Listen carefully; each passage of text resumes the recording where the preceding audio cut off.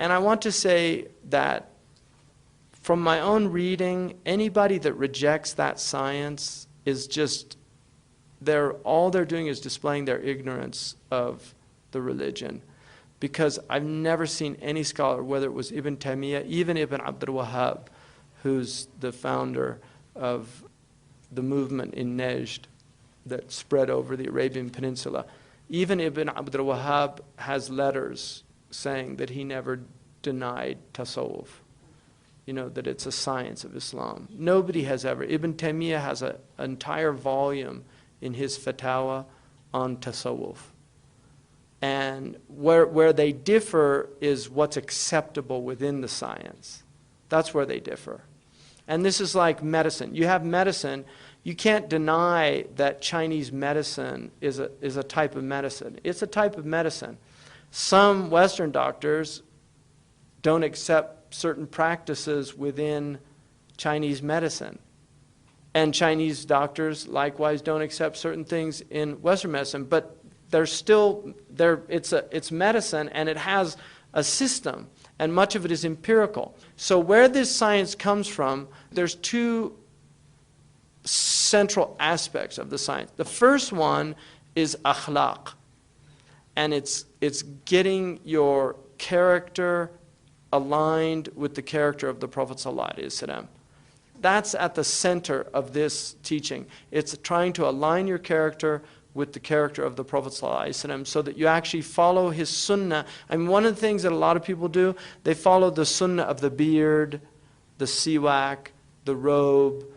They take all these outward sunnah, but then they don't follow the sunnah of smiling. Like they'll never smile. Now, the beard is an important sunnah, there's no doubt about that. But anybody can grow a beard. Do you know, it's an effortless practice. You just don't shave. Seriously, it's effortless.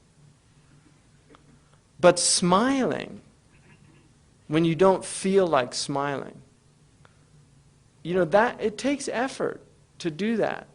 And that's why it's one of his amazing sunnahs, is that he was constantly smiling.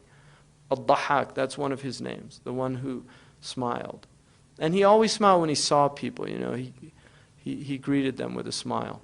So that's one aspect.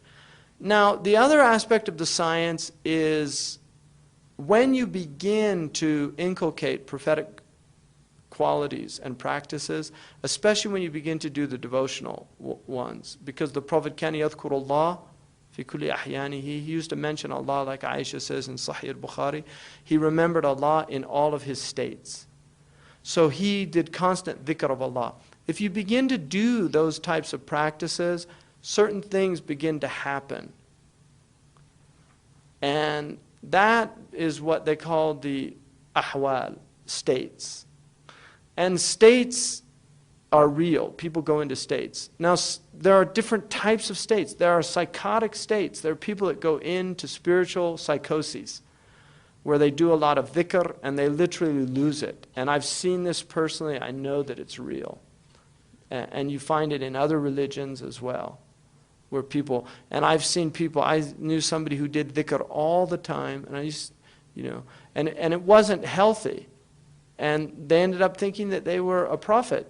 That happens to people. It's a type of spiritual psychosis. So you have to have balance. It's very important to have balance. And that's part of the Prophet ﷺ's teaching, is teaching people balance, how to maintain balance in your life. Like he said, that one of the Sahaba, he was doing dhikr all the time and fasting. He never spent any time with his wife. His wife went and complained to the Prophet. And the Prophet ﷺ told him, he said, no, your wife has rights over you. He said, I spend time with my family. That's also sunnah, to be with your family. There's a sunnah for sitting and enjoying yourself with your family. They had a food fight recorded in our tradition inside the house. They were throwing food at each other, and the Prophet was watching it, and he was laughing. That's in the sunnah. That's a frivolous thing, but we know that recreation and frivolity is actually necessary for a healthy person that if you don't do those things, you get sick. So it's not frivolous in that there is a purpose for it. Even frivolity has a purpose. What is problematic when that becomes your life, when that's all your life is a search for fun and frivolity and things like that. Now, it's a science in that it's replicable. I mean, the definition of true science is falsifiability, according to Karl Popper. And falsifiability means that if you can't falsify something, then it's not science. It's philosophy or metaphysics or something else. Falsifiability enables you to, if you say that the sound barrier is broken at a certain speed, and every time you get to that speed, you hear the sound barrier broken, you can falsify that theory. You can test it. So if it doesn't happen the same way every time, then it's obviously not, the theory's not sound. So, or freezing ice at 0 Celsius. Water freezes at 0 Celsius. If you keep testing that with calibrated instruments that are effective, and every single time it freezes at 0, you've falsified something, you've tested it, and shown that indeed you get the same replication of you can replicate that experiment.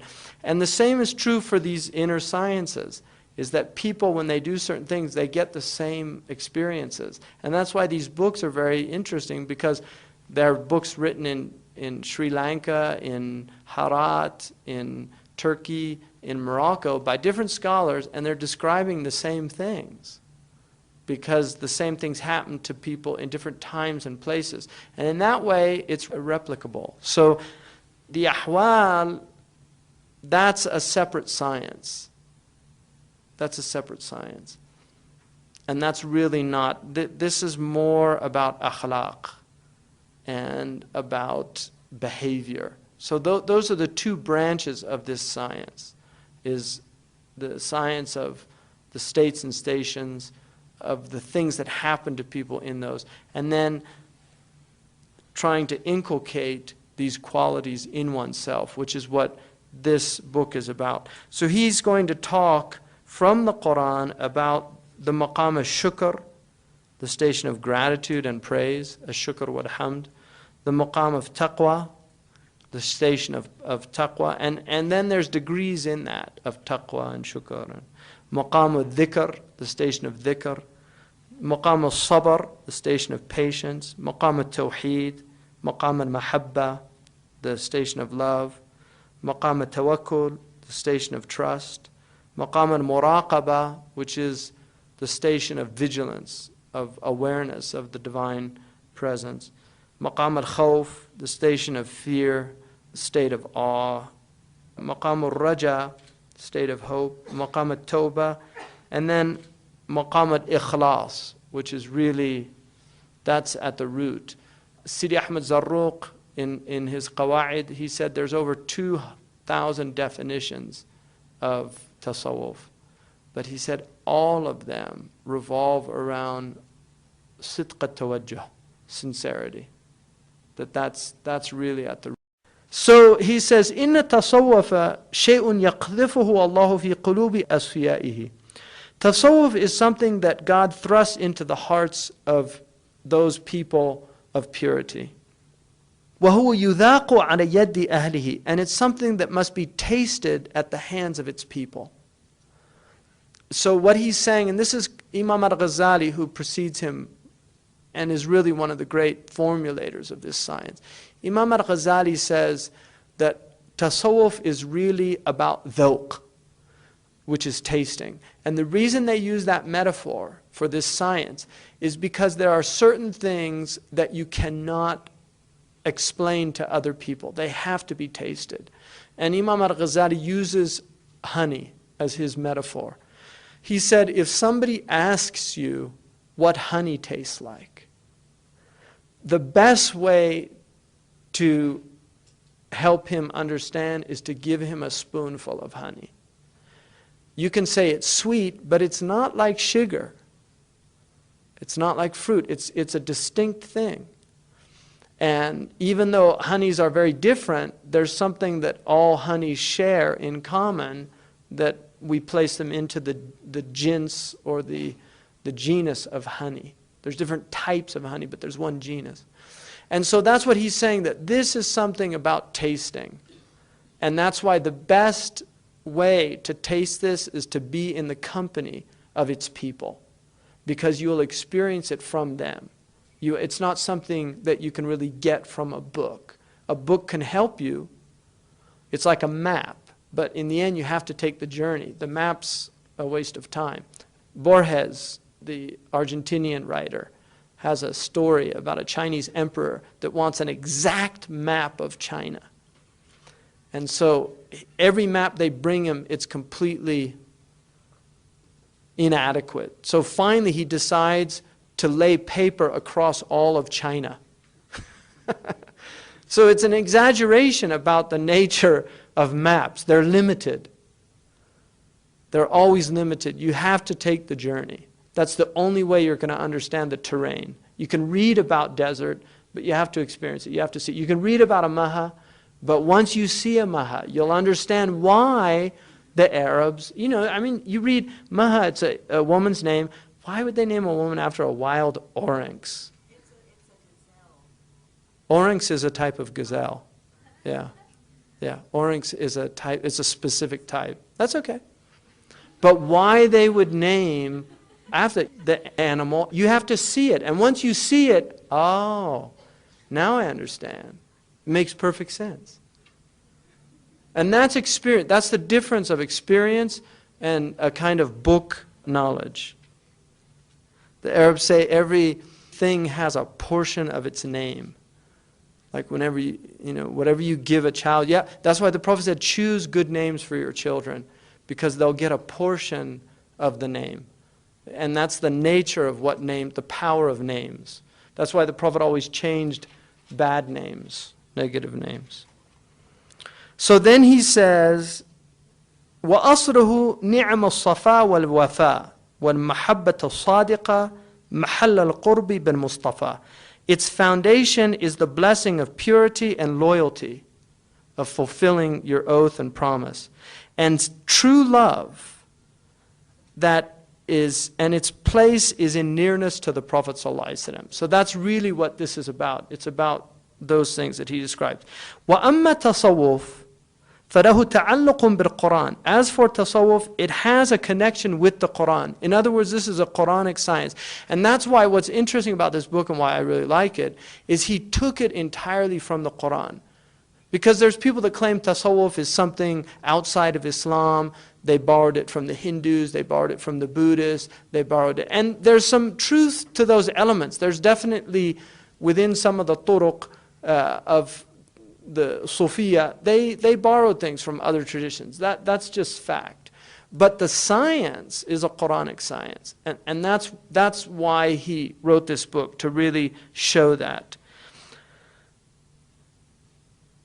لما ورد في القرآن من المعارف الإلهية ورياضة النفوس وتنوير القلوب وتطهيرها باكتساب الأخلاق الحميدة واجتناب الأخلاق الذميمة.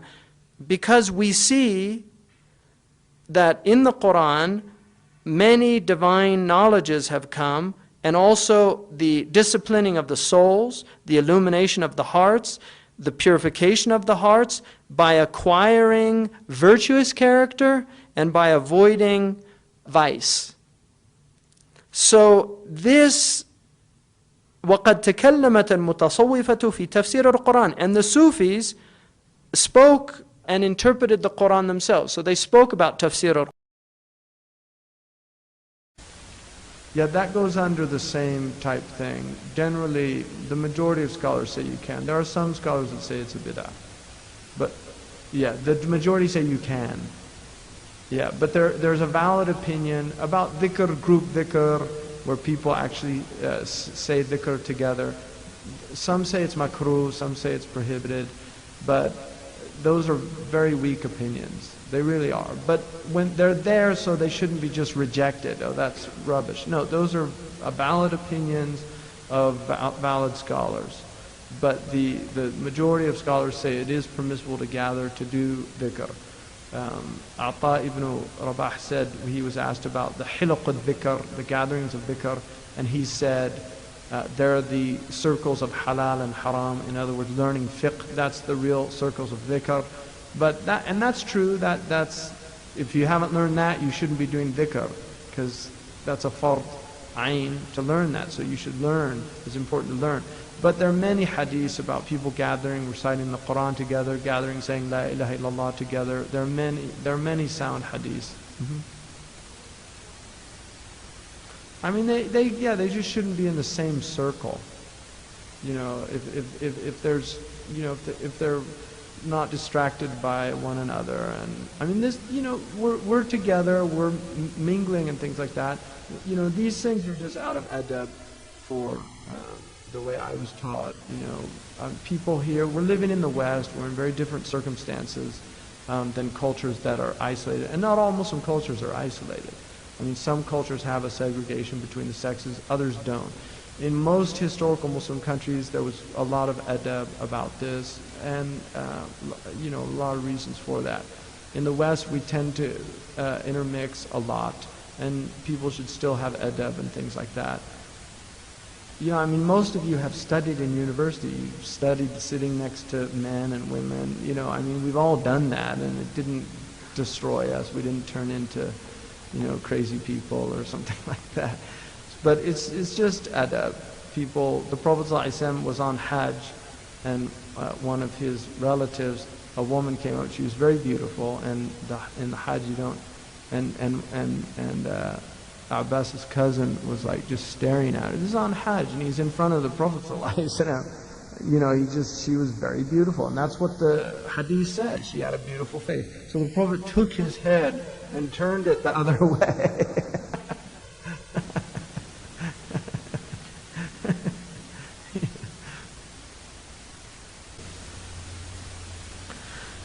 So then he says, the benefit of the dhikr of all of these names and attributes, all of these benefits are in dhikr al-fard.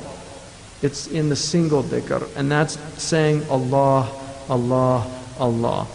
And that is the extreme, that is the furthest purpose or end, and it's where everything arrives to. So, and that's not something, to do that consistently, you do need help. So I wouldn't encourage anybody to do that. The best thing is to focus on your prayer in its time, to do the dhikrs, especially the du'as the Prophet gave us to do every morning and evening, those type things. That's the most important thing. Be consistent in those. For people that are really serious and are getting up at night and doing things, then you need some help.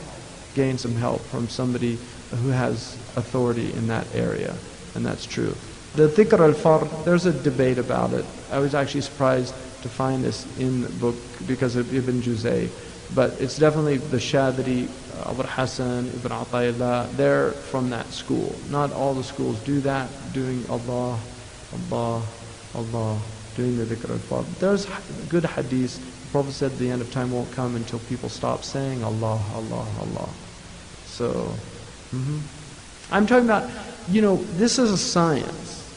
It's an experimental science, and just like any experimental science, you do things, things happen. It's like chemistry. You put this chemical in with this one, you get a reaction. Some of those reactions in chemistry are dangerous. When you get a chemistry kit for children, there's warnings, right? Certain things are done in the supervision of an adult. Well, it's like that with dhikr. There's certain things that you need the supervision of somebody that knows the effect. There's people that do names and they go crazy. And I've seen this, so I'm talking from experience. I have seen there's something called spiritual psychosis. It's real and it happens to people. There are people that do too much dhikr and they start getting psychotic. And that's why certain dhikrs are cold, they're cool, like prayer on the Prophet is a very cooling dhikr. It subdues the self. And there are other dhikrs that heat it up and they start burning things up and people can't take it.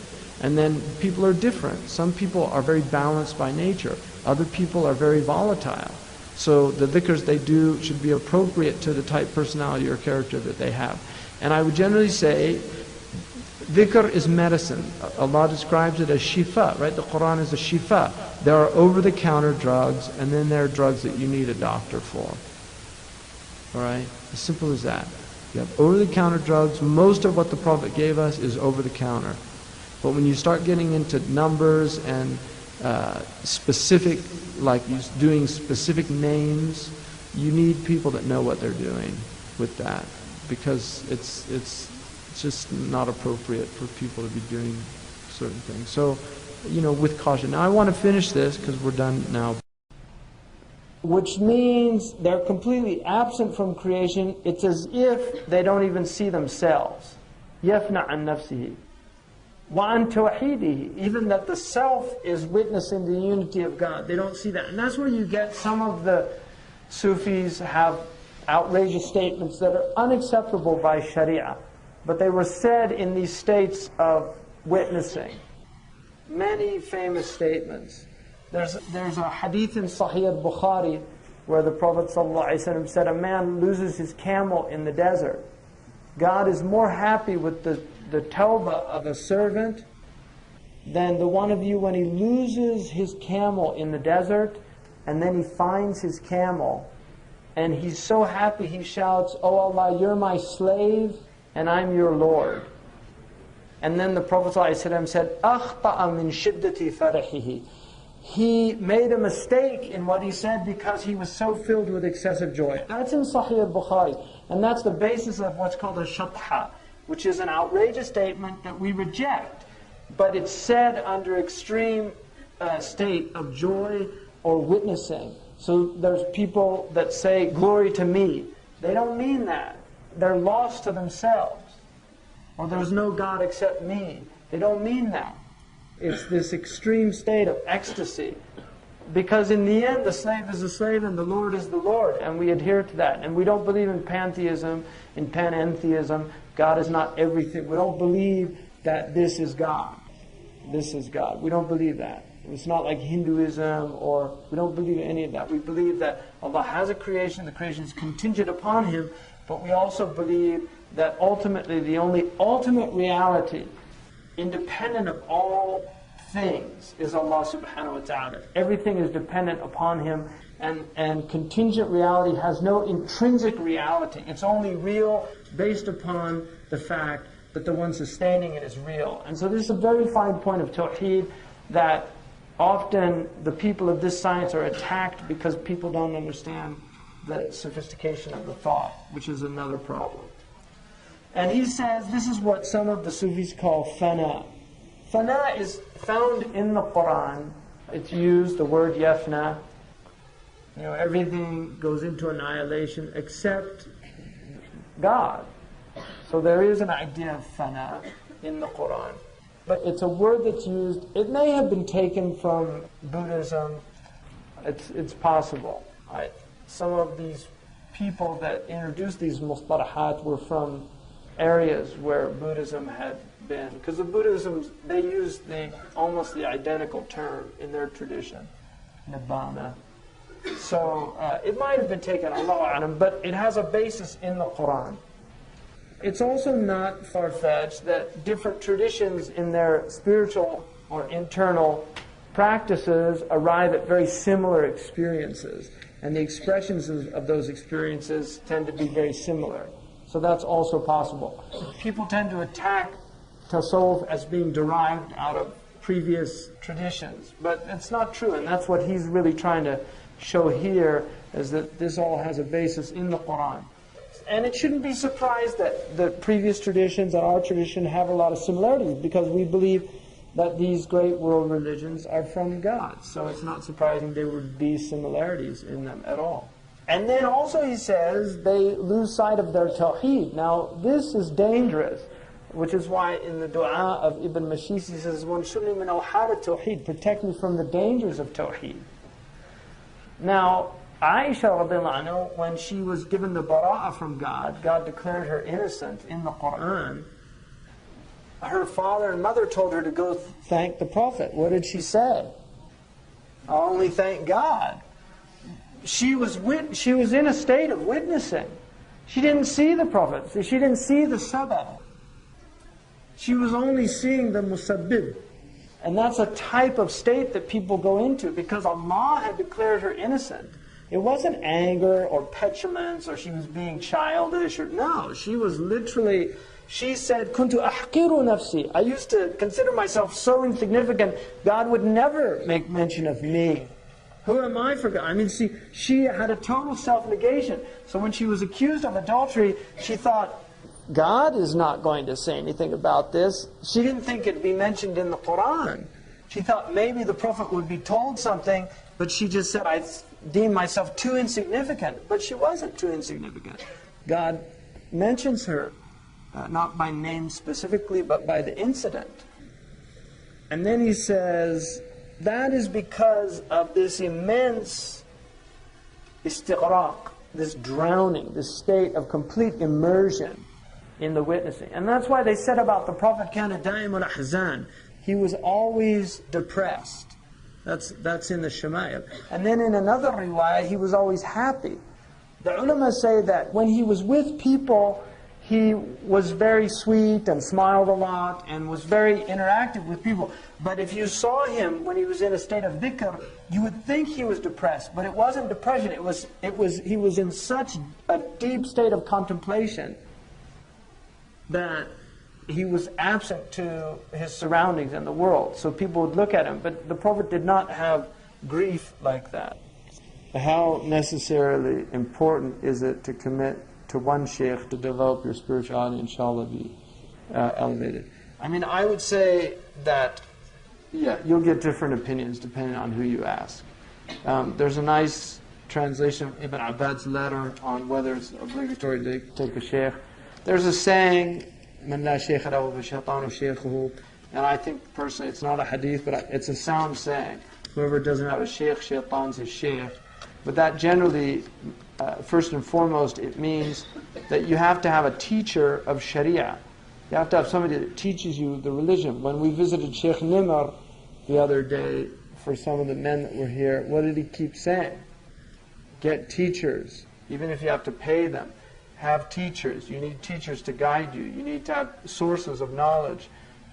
Those things. In terms of spiritual advancement, they're definitely, if people are having spiritual experiences and things like that, it's good to have people that know what they're doing. Sohbah is also good. Many of the shuyukh of this period, like Sheikh Ahmed Mashhur al-Haddad, who I studied with, Dr. Omar studied with, Sidi Abdul Hakim Winter studied with, he was of the opinion that the idea of taslim was over. You know, surrendering yourself to a sheikh completely. This wasn't its time. And there's a lot of dysfunctional aspects in a lot of relationships that happen. So there are problems within all these systems.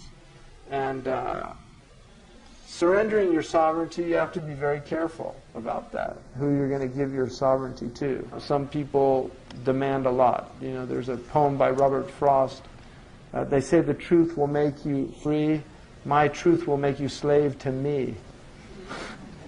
So you just have to be careful. There's a lot of manipulation out there. People from Pakistan know very well about the Pir Sahibs and what happens in that system. I'm not making it up, am I? I mean, a lot of these people, they're just flat-out charlatans. There's charlatans all over West Africa. You know, Sufi sheikhs and, you know, come and be a murid. And then they have a lot of... The danger of Sufism that bothers me about it is there's a lot of principles in tasawwuf that are very easily manipulated into certain cultic control mechanisms, and they become very dangerous. I think for those of us in the West, we come from a tradition of individual sovereignty and independence of self, and I personally believe those are very high Islamic characteristics and qualities. I think a lot of the problem in the East is all this slavishness and devotion and obsequiousness to, you know, the Grand Master, Poobah, whoever. I mean, if you want my personal opinion, I do believe that. That does not mean that I don't show the utmost respect to my teachers. I do. Sheikh Abdullah bin Bay is my teacher, and, you know, I would be very hesitant to ever But what I love about him is he's somebody that respects my opinion, listens to my opinion. He's never been despotic in any way. Habib Ahmed Mashhur al-Haddad was not despotic at all. He didn't get angry at people. He didn't abuse people. Those are the teachers that I had. Sifadul al-Hawari was like that. And so you just have to look to people, observe them. I would be really careful. That's all. You have to be very careful. There's a lot of people, and then there's some people that are not charlatans. They're either deluded or they're trying to keep something alive that's important to keep alive, and they have their own limitations. Sidi Ahmed Zarruq said that there weren't any complete teachers by his time. He's 9th century. So he already said that the completed masters were gone. And he said, so just find people that could do the best that they could and recognize their shortcomings, and don't have greater expectations than they can do that. So that's what I would say. Wallahu ta'ala a'lam. Allah knows best.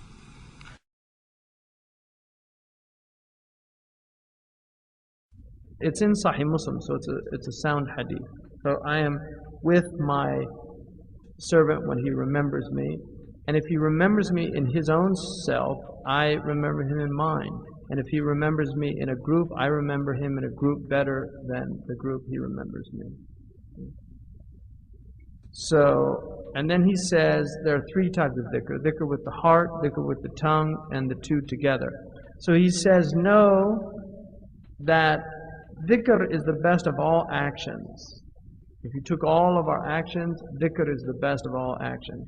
Even though there are some hadiths that have been related that say that other things are better, like prayer in its time, which is dhikr, and things like that.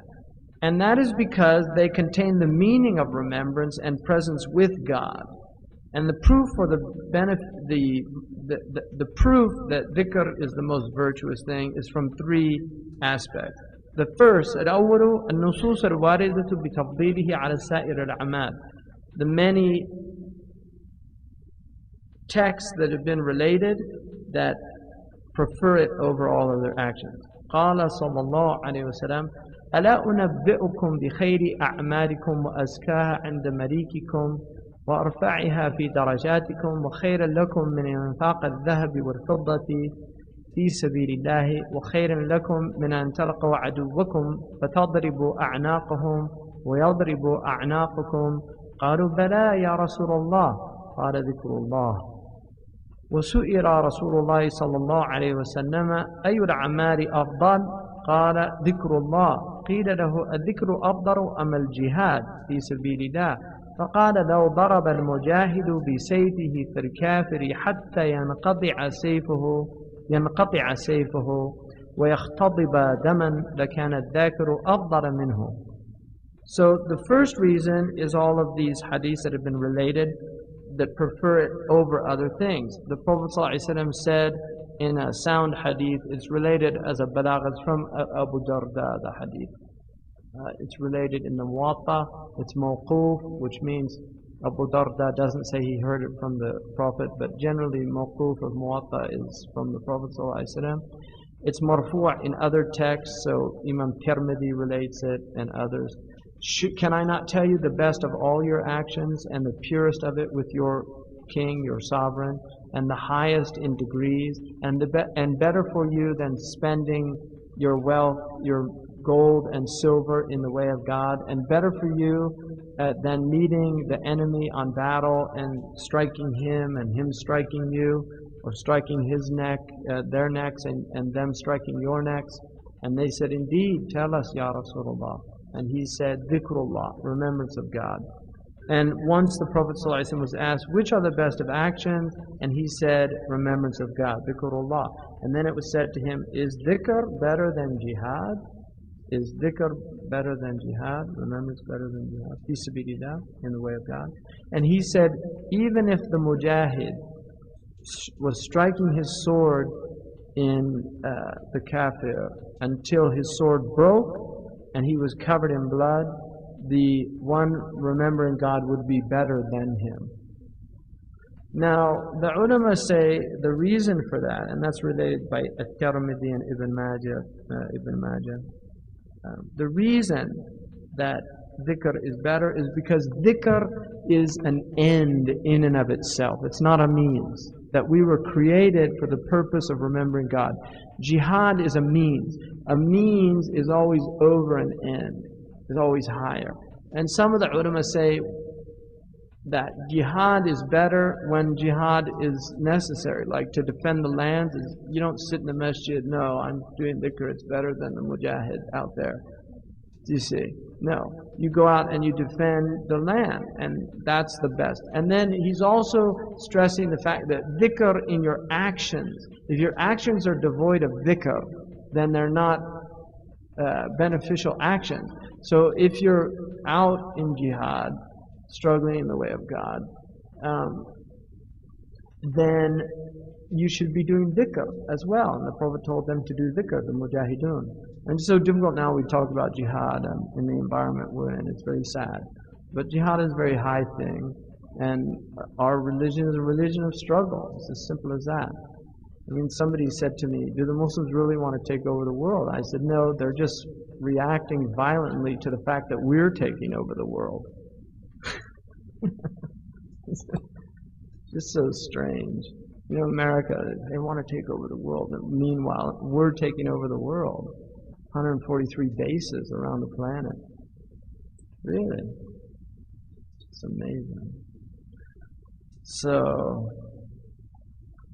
anyway, no politics. الثاني أن الله تعالى حيثما ذكر الذكر وأمر بالذكر أثنى على الذاكرين واشترط فيه الكثرة وقال اذكروا الله ذكرا كثيرا ولم يشترط ذلك في سائر الأعمال. الثالث أن في الذكر مزية هي له خاصية ليست لغيره وهي الحضور في الحضرة العلية والوصول إلى القرب الذي عبر عنها ما ورد من المجالسة والمعية. فإن الله تعالى يقول أنا جليس من ذكرني ويقول أنا عند الظن عبدي بي وأنا معه إذا ذكرني. So the second is that whenever God mentions dhikr in the Quran or commands people to dhikr, not only does he praise the dhakireen, but he also places the condition of doing much remembrance of it. So he says, udhkurullah, remember Allah, dhikran kathira, abundantly. So do much remembrance of God.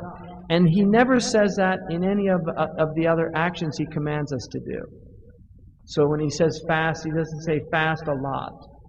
He doesn't say do jihad a lot. He doesn't say, but when it comes to dhikr, he always says do much dhikr. So if it wasn't the best of actions, there would be no need to emphasize the importance of doing much of it.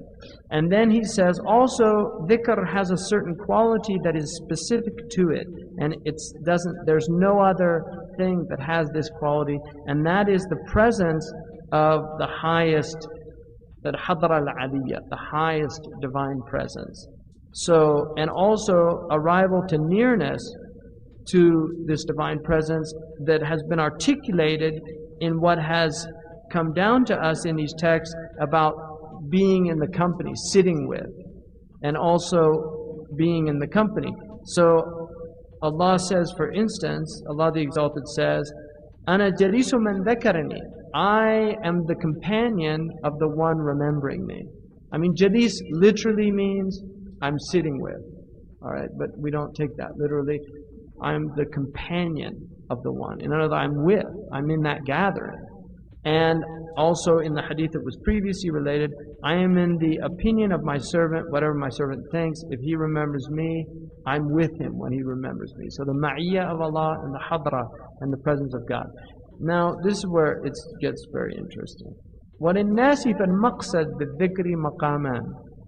فمقصد العامة اكتساب الأجور ومقصد الخاصة القرب والحضور وبين المقامين فرق بعيد فكم بين من يأخذ أجره وهو من وراء الحجاب وبين من يقرب حتى يكون من خواص الأحباب هيهات واعلم أن الذكر على أنواع كثيرة منها التهليل والتسبيح والتكبير والحمدلة والحوقلة والحسبلة وذكر كل اسم من أسماء الله تعالى والصلاة على النبي صلى الله عليه وسلم والاستغفار وغير ذلك ولكل ذكر خاصية وثمرة وبالله التوفيق إلى منهج التحقيق وحسبنا الله ونعم الوكيل. So amongst the people there are many different reasons, ends, or purposes for doing dhikr. In other words, amongst the people and their purposes for doing dhikr, there are two stations. The purpose of common people is to gain rewards. They want rewards. You know, like if you go in Jama'at Tabligh, they tell you if you do this, you get this. If you do this, you get this. If you do this, if you do this prayer, you get 100. And you can get your calculator out, start adding it up, because there's rewards, and they're in the hadith and they're mentioned. He's saying that is the more general people. They want these rewards. But the end or the purpose of dhikr for the people of distinction, the khasa, is nearness and presence. They want to be near God and feel His presence. And he's saying, what a great difference between these two. And what a difference between the one who takes his reward from behind a veil. So you get the reward from behind a veil. And between the one who draws near until he's from amongst the beloved. So, and then he says, hayhata or hayhatu, hayhat.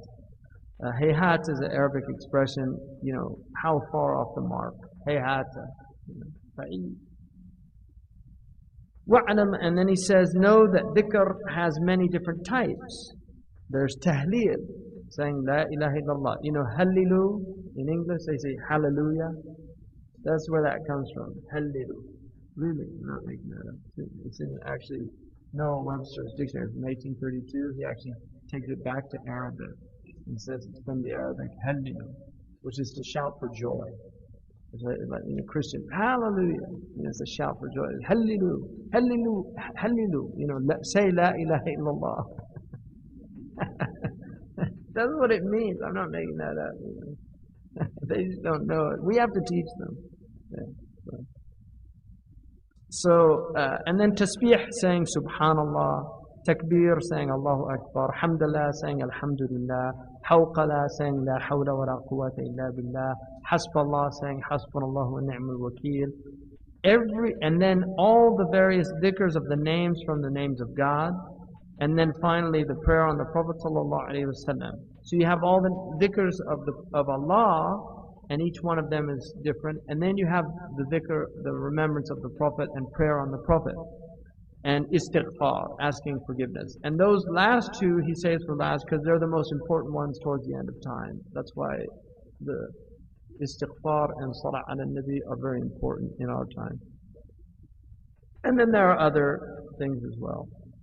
And he says every dhikr has a property and a fruit. So dhikr is like a seed and you're watering, and the result, there's a fruit that comes from it. And with Allah's tawfiq to this path of realization, and He's enough for us and the best of protectors. Bab maqam thamarat al-adhkar, the section on the station of the fruits of dhikr. So now he's going to tell us what these dhikrs do for you. Yeah, no, I'm going to talk about that. Yeah. Let me finish the sections, and if I haven't answered the question, because I'm going to answer that question in the section. So if I haven't answered the question in the section, then you can ask the question.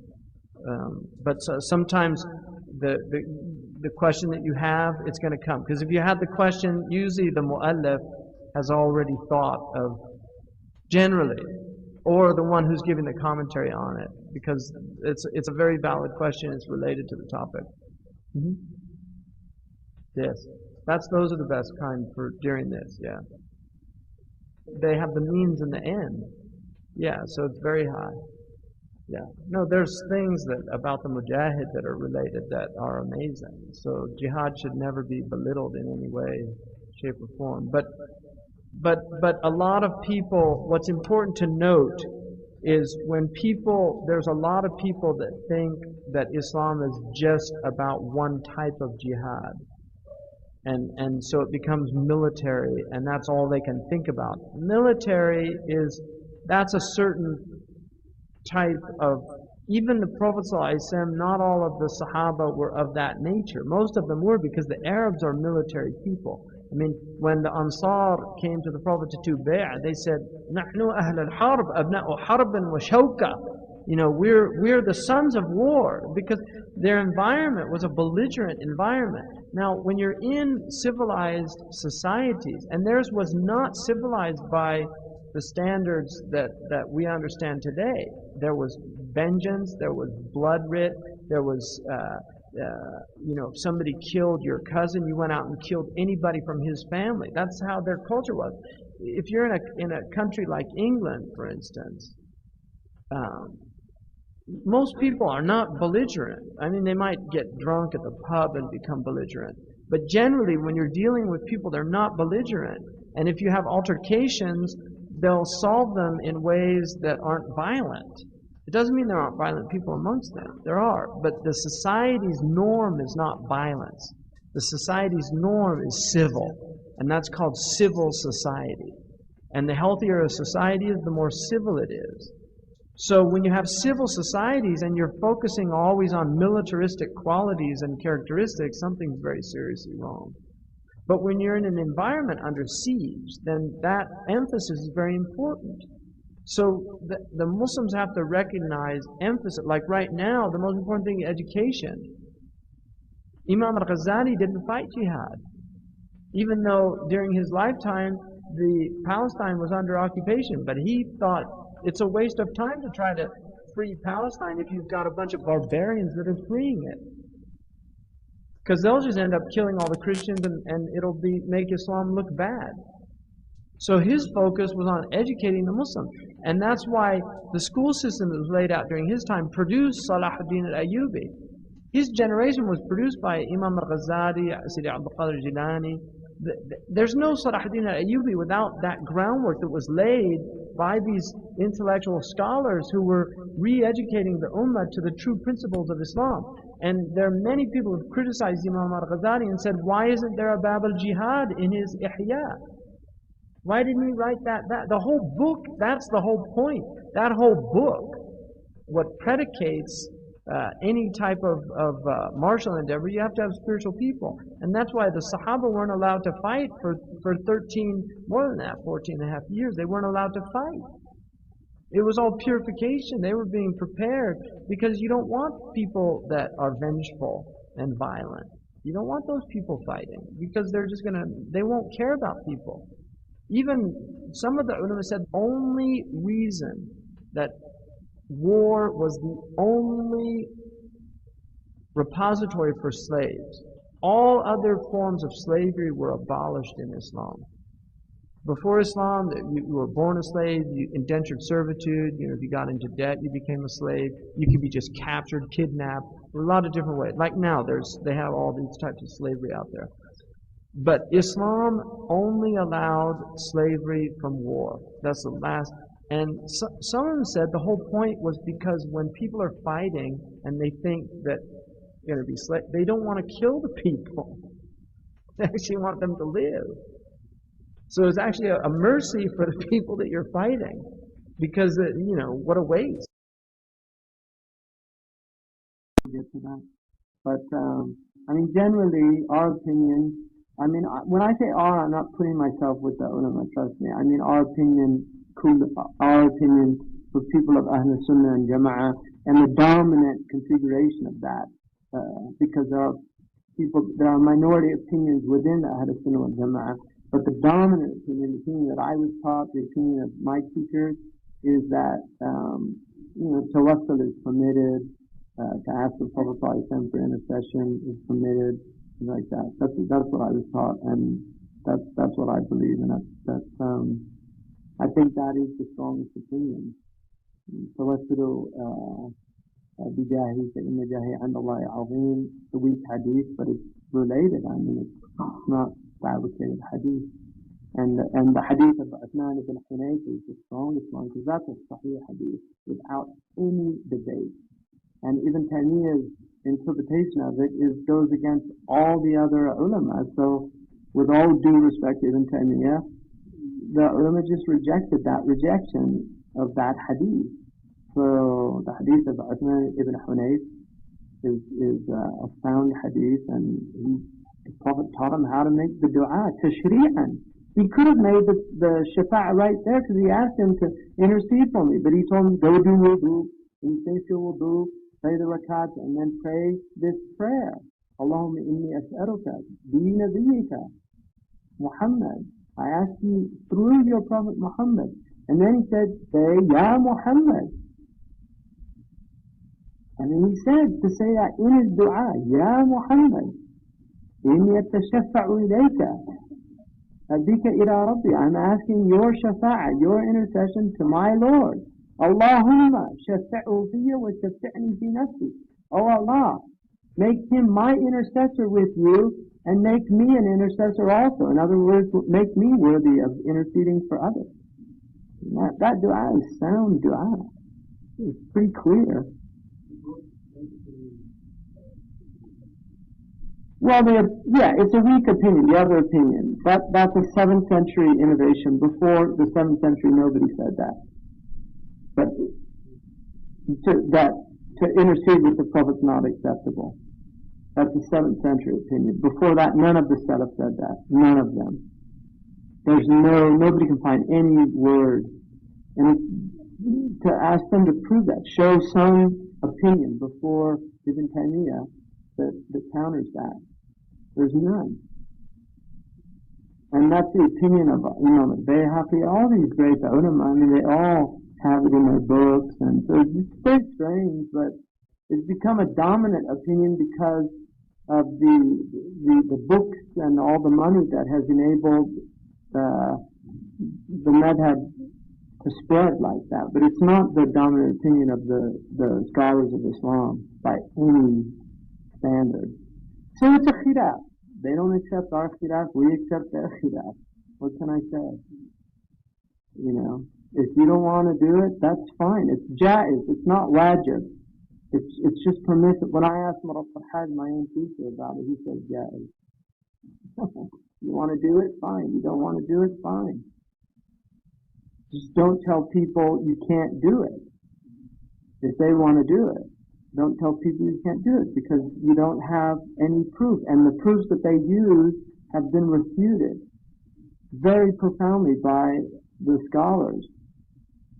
I mean, it's not وَمَا نَعْبُدُهُمْ إِلَّا لِيُقَرِّبُونَ إِلَى اللَّهِ زُلْفَى, saying that they used to call on stones, and those stones, they did it to draw near to Allah, and then they said نَعْبُدُهُمْ. Who worships the Prophet? I don't worship the Prophet.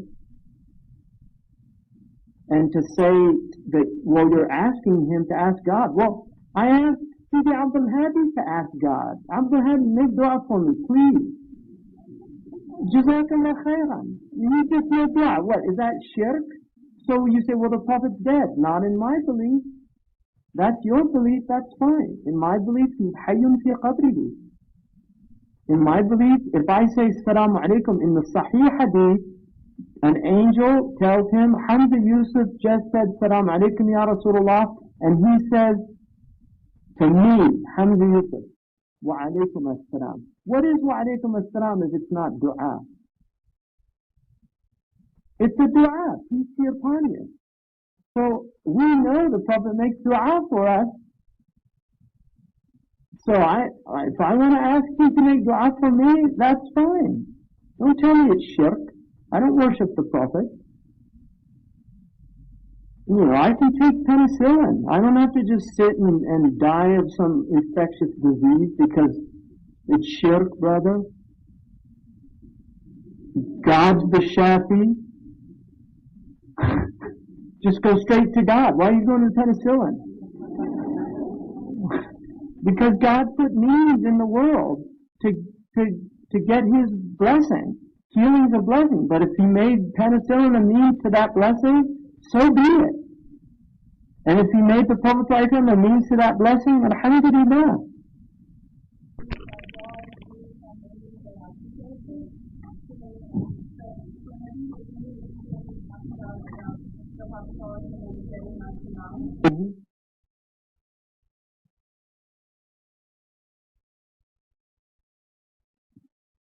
Yeah, but those are actions. Those are things. People forget that tawassul is a fiqh question. It's not an aqidah question. It's not a belief, it's an action. That's why it's dealt with in Hajj. It's dealt with in Bab al-Hajj. It's not dealt with in the books of aqidah. It's actually dealt with in the books of fiqh. It's just some people have turned it into an aqidah question. But it's not. It's a question of action. It's a question of action. We have the Prophet ﷺ, we have him here, and we know where he is, and it's just a great sustenance for this community to have the Messenger of Allah ﷺ still amongst us here. The Prophet ﷺ is here. We can visit him. We can give him salam. Wherever you are on this planet, the Prophet said that anybody who says salam alaikum, an angel will deliver him that message. And in the riwayah it says that يَرُدُّ اللَّهُ إِلَيَّ رُوحِي, Allah returns my soul to me.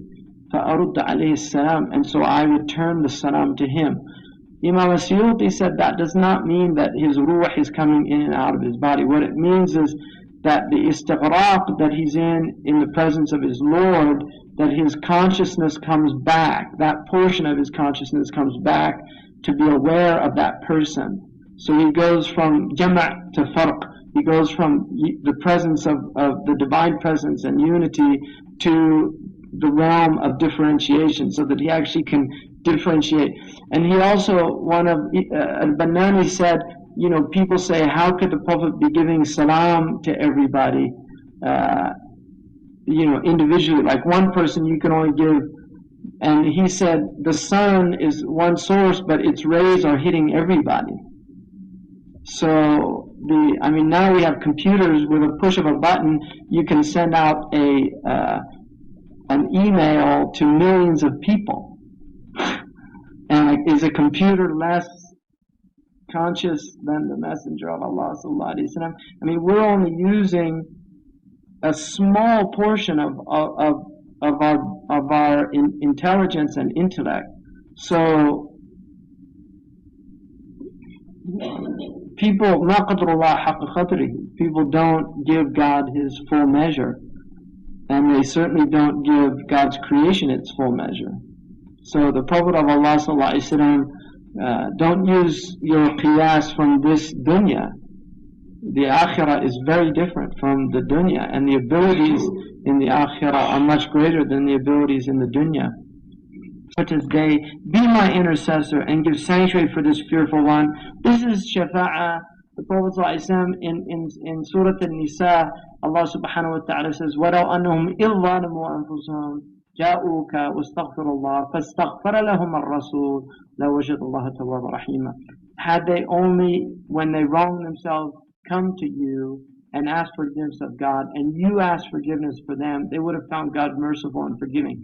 That ayah, there's no differentiation, despite what some of the people who reject shafa'ah have said that it applies to him in life. There's no indication in the verse that it applies only in life. The ayah is muttaqa. Al-Aini, one of the great scholars amongst the tabi'een, Ibn Kathir relates in his tafsir and makes no inkar of the riwayah. The riwayah is related by Imam al-Nawawi in al-Adhkar, by Qadi' Iyad in the Shifa, by many of the great scholars. None of them made inkar of the riwayah. When the Bedouin came to the Prophet ﷺ, and Al-Aini said, he stood before the door and he said, Ya Rasulullah, he said, قَالَ اللَّهُ تَعَالَى, and then he recited that verse, and he said, فَهَا أَنَا دَا جِئْتُكَ مُسْتَشْفِعًا بِكَ عِنْدَ رَبِّي, I have come to you seeking your intercession. And this riwayah is related by all the great ulama, some that I mentioned and many that I have not mentioned. They relate it, none of them make inkar of it. And had there been something wrong, had it been shirk, they would have clearly said, هذه رواية باطلة لا أساس لها. You know, none of them did that. Ibn Taymiyyah rejected it. That's fine, but with all respect to Ibn Taymiyyah, these other scholars are great scholars, and that is the dominant opinion of the scholars. So this is what he is in. He's in the tradition of the dominant tradition of the Sunni scholars of Islam, and the lines that Arab said are to this day on the Prophet's. You can see the poems. The lines there are there on the pillars in the Wajiha, which I've read many times. يا خير من دفنت في الأرض أعظمه فطاب من طيبهن الكع والأكم. Oh, best of you whose bones are buried in the earth, and because of you the earth was made pure by your bones. نفسي فداء لقبر أنت ساكنه فيه العفاف وفيه الجود والكرم. My soul is a fida, is a ransom for the tomb that you are in. In it is Jude, in it is generosity, in it is purity, and also in the riwayah fi al-ilm wal-amalu, in it is knowledge and action. So that is why he's doing that, because this is what Muslims have been doing for centuries. With and the first to reject it was Ibn Taymiyyah. So it's really a 7th century.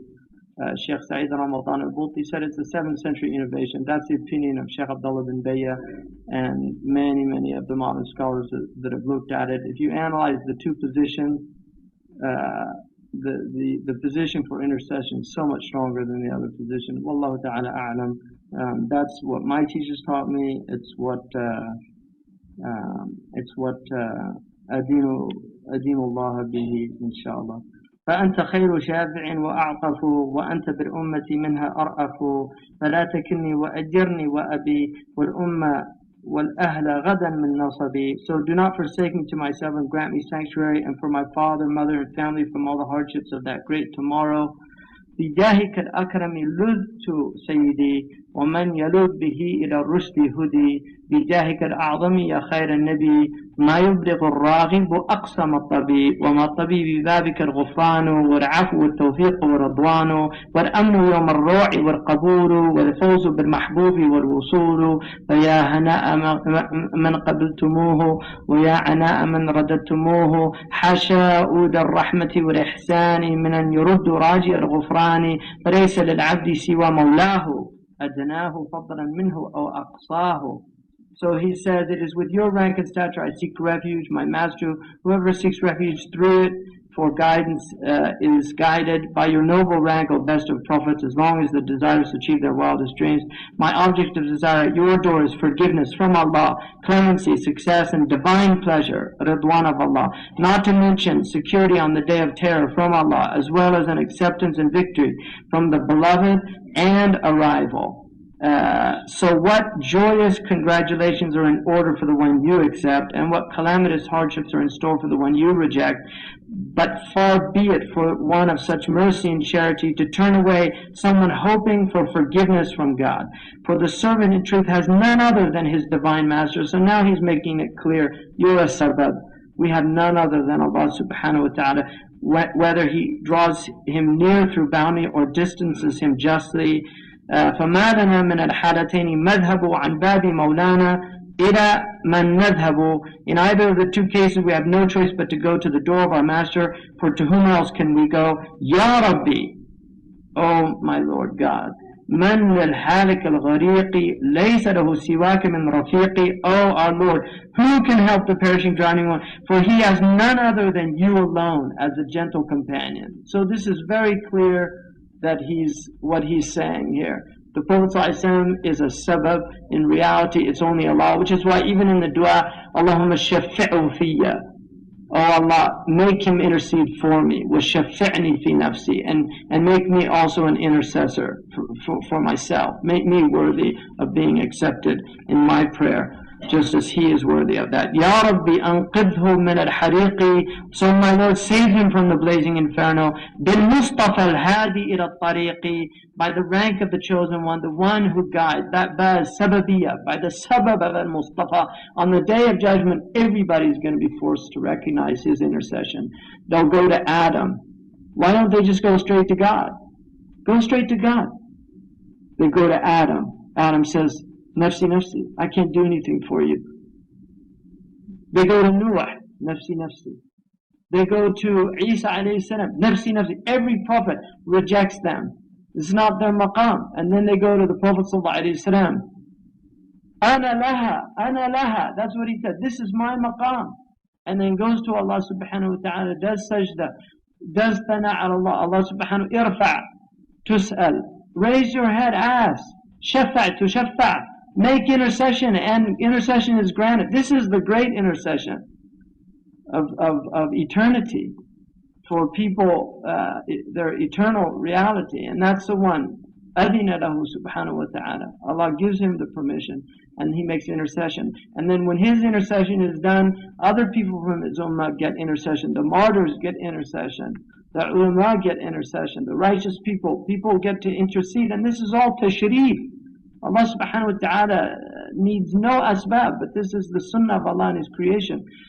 Also, on the Yawm al-Qiyamah, Allah subhanahu wa ta'ala, al-Qadi la yaqdi bi'ilmihi. The Qadi in Sharia does not judge by his knowledge.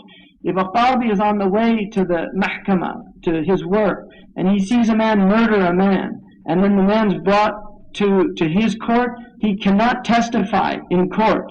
The Qadi cannot judge him.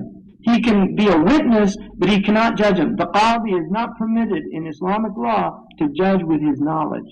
He can't do it. Why? Because Allah subhanahu wa ta'ala made it his sunnah that he will not judge with his knowledge. Allah knows everything, but on Yawm al-Qiyamah, the witnesses come in. Your hands testify. Your feet testify. Your neighbors testify. All those, it's going to be a court of justice. It's not going to be God saying, I know what you did, now go to hell. No. Everybody's going to come. They're all going to testify. You're going to have your day in court. It's all going to be very clear. What are you going to be begging? Rahmah, rahmah. Mercy. You don't want justice. You want mercy. But if you don't want mercy for other people, don't expect mercy from God on the day of judgment. If you don't want mercy for other people, if you want, be just with these people, be just, Ya Allah, be just with these people, give them what they deserve. I hear people saying that all the time. Allah ya'ti ma yastahiq. Give him what he deserves. Wait till Yawm al-Qiyamah, when Allah gives you what you deserve. لا يؤمن أحدكم حتى يحب لأخيه ما يحب لنفسه. None of you believe until you want for others what you want for yourself. Well, what do you want for yourself? Just ask yourself that question. What do you want for yourself? You want justice? You can have justice. That's what the world is. It's all people getting what they deserve. Wallahi. It's just a place where everybody's getting what they deserve. Had Allah taken people to account, there wouldn't be one creature walking this earth. So this is the day when the Prophet ﷺ, this is his day. مَا أَرْسَلْنَاكَ إِلَّا رَحْمَةً لِلْعَالَمِينَ. We only sent you as a mercy to all the world. This is the day when that mercy is going to be so manifest to everyone. The mercy of the messenger on that day. And he is the sabab, he is the mushaffa', he is the paraclete. The paraclete is the advocate, the intercessor. Greek, the parakletos, the intercessor. He is the intercessor. He is a mushaffa' al-maqbul. He is the chosen intercessor. Allah has given him that maqam. And the Prophet ﷺ said that the people that deny my intercession will not be given my intercession on Yawm al-Qiyamah. They won't be given it. The people that deny his intercession won't be given his intercession on Yawm al-Qiyamah. Ya Rabbi lil-muq'ad al-kasiri al-mufrat al-mufarrat al-asiri. Oh my Lord, tell me, who can this derelict, broken servant, both transgressing in wrongs and neglectful in rights, imprisoned by his own desires? That maqam. And the Prophet ﷺ said that the people that deny my intercession will not be given my intercession on Yawm al-Qiyamah. They won't be given it. The people that deny his intercession won't be given his intercession on Yawm al-Qiyamah. Ya Rabbi, lil-muq'ad al-kasiri, al-mufrat al-mufarrat al-asiri. Oh my Lord, tell me, who can this derelict, broken servant, both transgressing in wrongs and neglectful in rights, imprisoned by his own desires? Bin mushtaba ajir wa kum mujiri. Oh my Lord, by the rank of the chosen one, set me straight, be my protector. بِوَجْهِهِ مِنْ لَفْحَةِ السَّعِيرِ. By his essence, protect me from the agonizing flames of fire. Ya Rabbi abdun ja'a mustajira. Oh my Lord, here's a humble servant who has come to you seeking sanctuary. مُسْتَشْفِعًا بِمَنْ أَتَى بَشِيرًا. And interceding through the one who came with good news. لَهُ وَلِلْإِخْوَانِ وَالْأَهْلِينَ طُرًّا بِالطَّهَ الْمُصْطَفَى يَاسِينَ. For his own safety and that of his brothers, family, all of them by the rank of Taha, the chosen one. Yasin, بِالْعَبْدِ عَبْدِ اللَّهِ وَبِالْمُزَمَّلِ أَجِبْ دُعَاهُ مُسْتَغِيثًا وَجِلِي. By the rank of Abdullah, the Muzammal, answer the call of this frightened refugee. بالحاشر العاقب بالمدثري. يا ربي علمني بحوض الكوثري. By the rank of Al-Hashir, Al-Aqib, Al-Mudathir. Oh my Lord, grant me drink at the pool of Al-Kawthar. بصاحب القضيب والنجيب. أدعوك يا ربي فكن مجيبي. By the rank of the one who has the qadib and the najib, I'm supplicating, oh my Lord, respond to me. بصاحب المعراج والبراقي. قِيلَ فَأَنْتَ اللَّهُ خَيْرُ وَاقِي. By the rank of the Sahib al-Mi'raj, the Buraq, save me, for you are God, the best of those who save. بِصَاحِبِ الْمَقَامِ وَاللِّوَاءِ عَنِّي أَمِرْتِ يَا رَبِّي كُلَّ دَاءِ. By the rank of the Sahib al-Maqam wal-Liwa', remove from me every disease, O my Lord. بالهاشمي المصطفى محمدي يا ربي وفقني وقوم أودي. By the rank of Al-Hashimi al-Mustafa Muhammad, O my Lord, grant me success and make straight my crookedness. بأحمد المختار خير مرسلي يا ربي فاغفر لي وأصلح عملي. By the rank of Ahmad and Mukhtar, the best of messengers, O my Lord, forgive me and rectify my actions. وبنبي الرحمة المقفى يا ربي وفقني عسى أوفى. By the rank of the Prophet of mercy, the Muqaffa, O my Lord, grant me the grace that I was given, that I was promised. بنبي التوبة الماحي أمحو من قلبي سوى حبك حتى يطمئن. By the rank of the Prophet of Tawbah, Al-Mahi, the remover of wrongs and evils, remove from my heart everything other than your love, that it might be contented. بكل ما له من الأسماء يدعوك يا معلم الأسماء. By the rank of each and every name among his names, I beseech you, O my teacher of these names, فلا تخيب سيدي رجائي فيك وظني واستجب دعائي. So please, my master, do not destroy my hopes that I have in you and my good opinion of you. Answer my plea. يا رحمة للعالمين إنني بك استغثت للذي يهمني. Oh, mercy to all the world, surely I beseeched and sought aid through you against everything that depresses me. يا رؤوفا ورحيما أنت من نفسي أولى بي فخذها وارتهن. O compassionate and merciful one, you are more worthy of my soul than myself, so take it and keep it as a pledge from me. وَلَسْتُ أَبْتَغِي فِكَاكَ الرَّهْنِ يَا حَبَّذَا إِنْ صَحَّ حَوْزَ الْعَيْنِ. I do not even want to redeem my pledge. Oh, would that one could obtain another's essence. هَذَا وَقَدْ أَسَأْتُ فِي ارْتِهَانِ مَا لَيْسَ لِي يَا مَالِكَ الْأَعْيَانِ. Having said this, I admit my wrongdoing in pledging my soul, as it is not mine to pledge, O possessor of all the essences. فمن على عبد العزيز الجاني بالعفو والرحمة والغفران.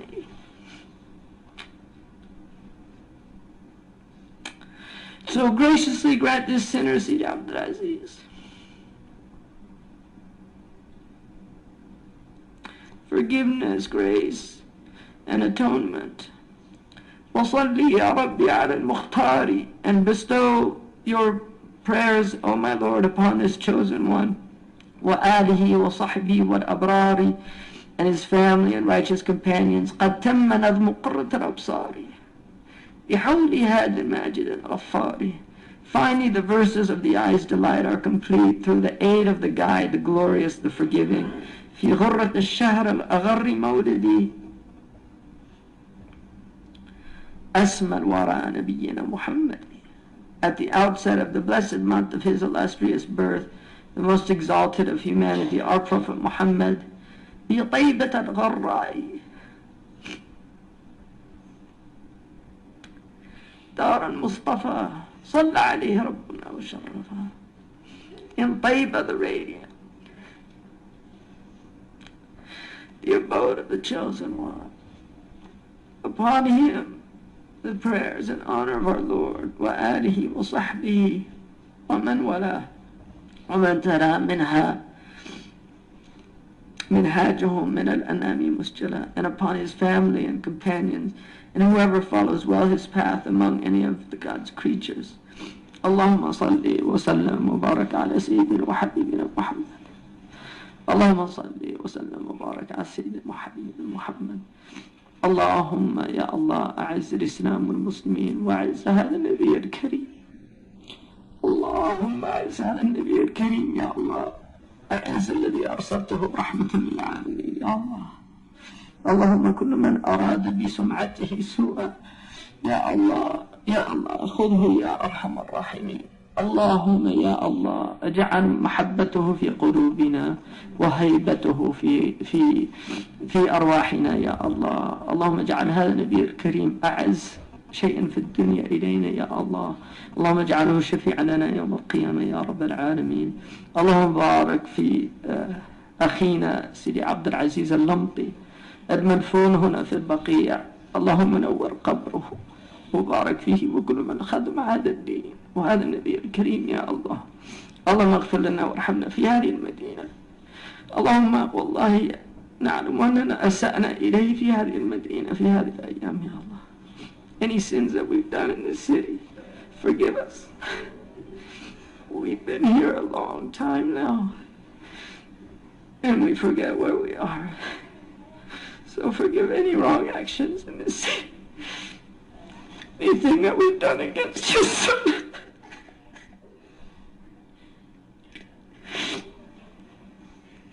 Anything that we looked at that we should not have looked at. Anything that we thought that we should not have thought in this place.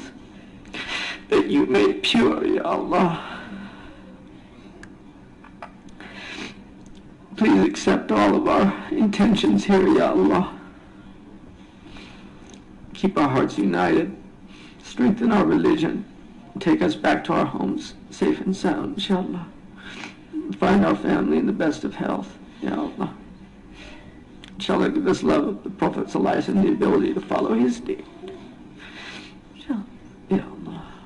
Allahumma salli wa sallam wa barak ala Sayyidina Muhammad wa ala alihi wa sahbihi wa sallam taslima. سبحان ربك رب العزة عما يصفون والسلام على المرسلين والحمد لله رب العالمين. So, and then he says, في يوم الاثنين من شهر الأغر في هذه الشهر أو الثاني عشر. On Monday in the blessed day of month of Rabi' al-Awwal, the third of the month or the 12th month, you'll get 8, 9, 10, 12. There's different opinions. The dominant and strongest opinion, it was on the 12th. And that's what, it's a national holiday in every single country, Muslim country, with the exception of one. But all the other Muslim countries have it as a national holiday to celebrate the Prophet ﷺ's birthday. And historically it was celebrated with great fanfare throughout the Muslim world. The fact that the Mawlid has died down so much is, I think, a very bad sign, in fact, in the Muslim Ummah. That's my personal opinion. The Mawlid was an immense time of feeding people, of feeding the poor, of charity, of reading the seerah, of reading the shama'il, reciting qasaid, writing poems, delivering poems, visitations. It was a big time because people just felt the blessing of the Prophet, particularly in that month.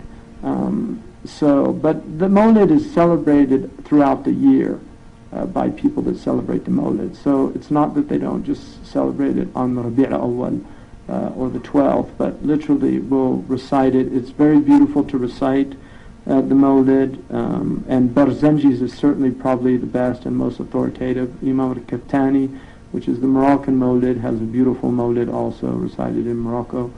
But it's something that you really want your children exposed to, the Mawlid. It's important to celebrate the birthday of the Prophet ﷺ. The birthday it, the Mawlid, if anybody tells you that it's a bid'ah, well, Surah Maryam is basically a Mawlid because it's relating the story of how Jesus was born. And that's what the Mawlid is doing. It's just you relate the story of how the Prophet ﷺ was born. That's all it is. It's looking at his story and celebrating it, sallallahu alayhi wa sallam. So, and then he said, أولي ثمانين من ربيع الأول موافق النيسان عند الأولي. So, a weaker opinion holds it was the 8th day of Rabi' al-Awwal, which corresponds to the month of April according to the scholarly premiers. في عام حظ من سني الأسكندري في طالع الجد وكان المشتري مع زحل في وسط السماء تقارن بالعقرب الغراء. So this was around 800 years after Alexander the Great, the sun being in the constellation of Aries. So he was born when the sun was in the constellation. That's what they call in astrology a sun sign. He was born when the sun was in the constellation of Aries. While Jupiter and Saturn were both in the middle of the sky in conjunction with the spectacular constellation Scorpio. So the Jupiter and Saturn were in the constellation of Scorpio. These are planets. This Canon Mushtari. Okay, we did that. Any other question? Mm-hmm.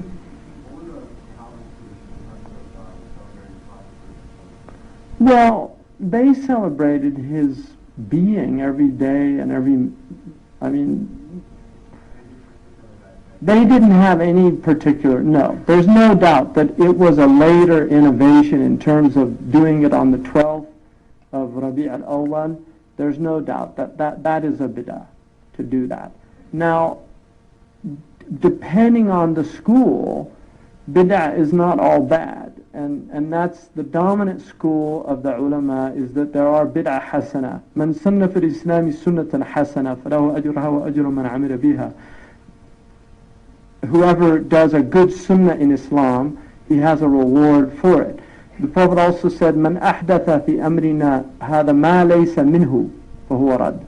The hadith of Aisha that Imam Nawawi relates, that whoever introduces into the religion what is not from the religion, then it's rejected. So the Mawlid celebration of the Prophet's birthday, for instance, a man asked in the Sahih collection, a man asked the Prophet about fasting on Monday, and he said, Fihi wuridtu. That's his answer. It's a good day. It's a blessed day. I was born on that day. We know that in the Sahih collection also that Abu Lahab, his punishment is actually lessened because he freed Thuwayba on the girl that brought him the news of the Prophet's birthday was freed. Abu Lahab was so happy that his brother had a son that he said, you're free, anti hurra.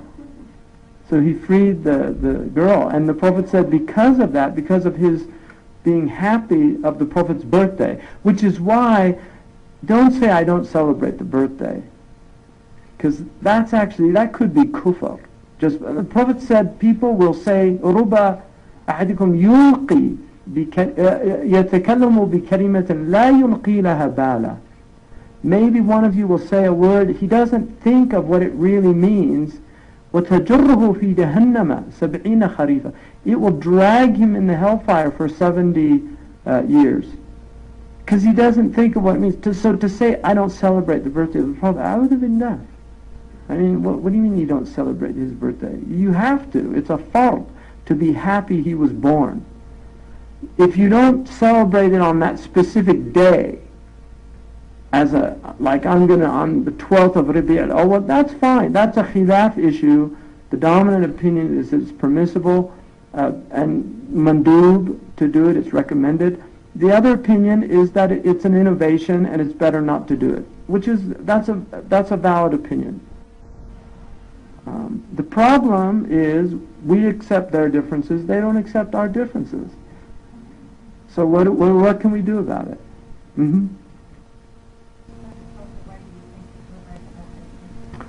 I don't have have any, I mean, personally, we celebrate the Mawlid. We celebrate it throughout the year, though, not just specifically on the 12th.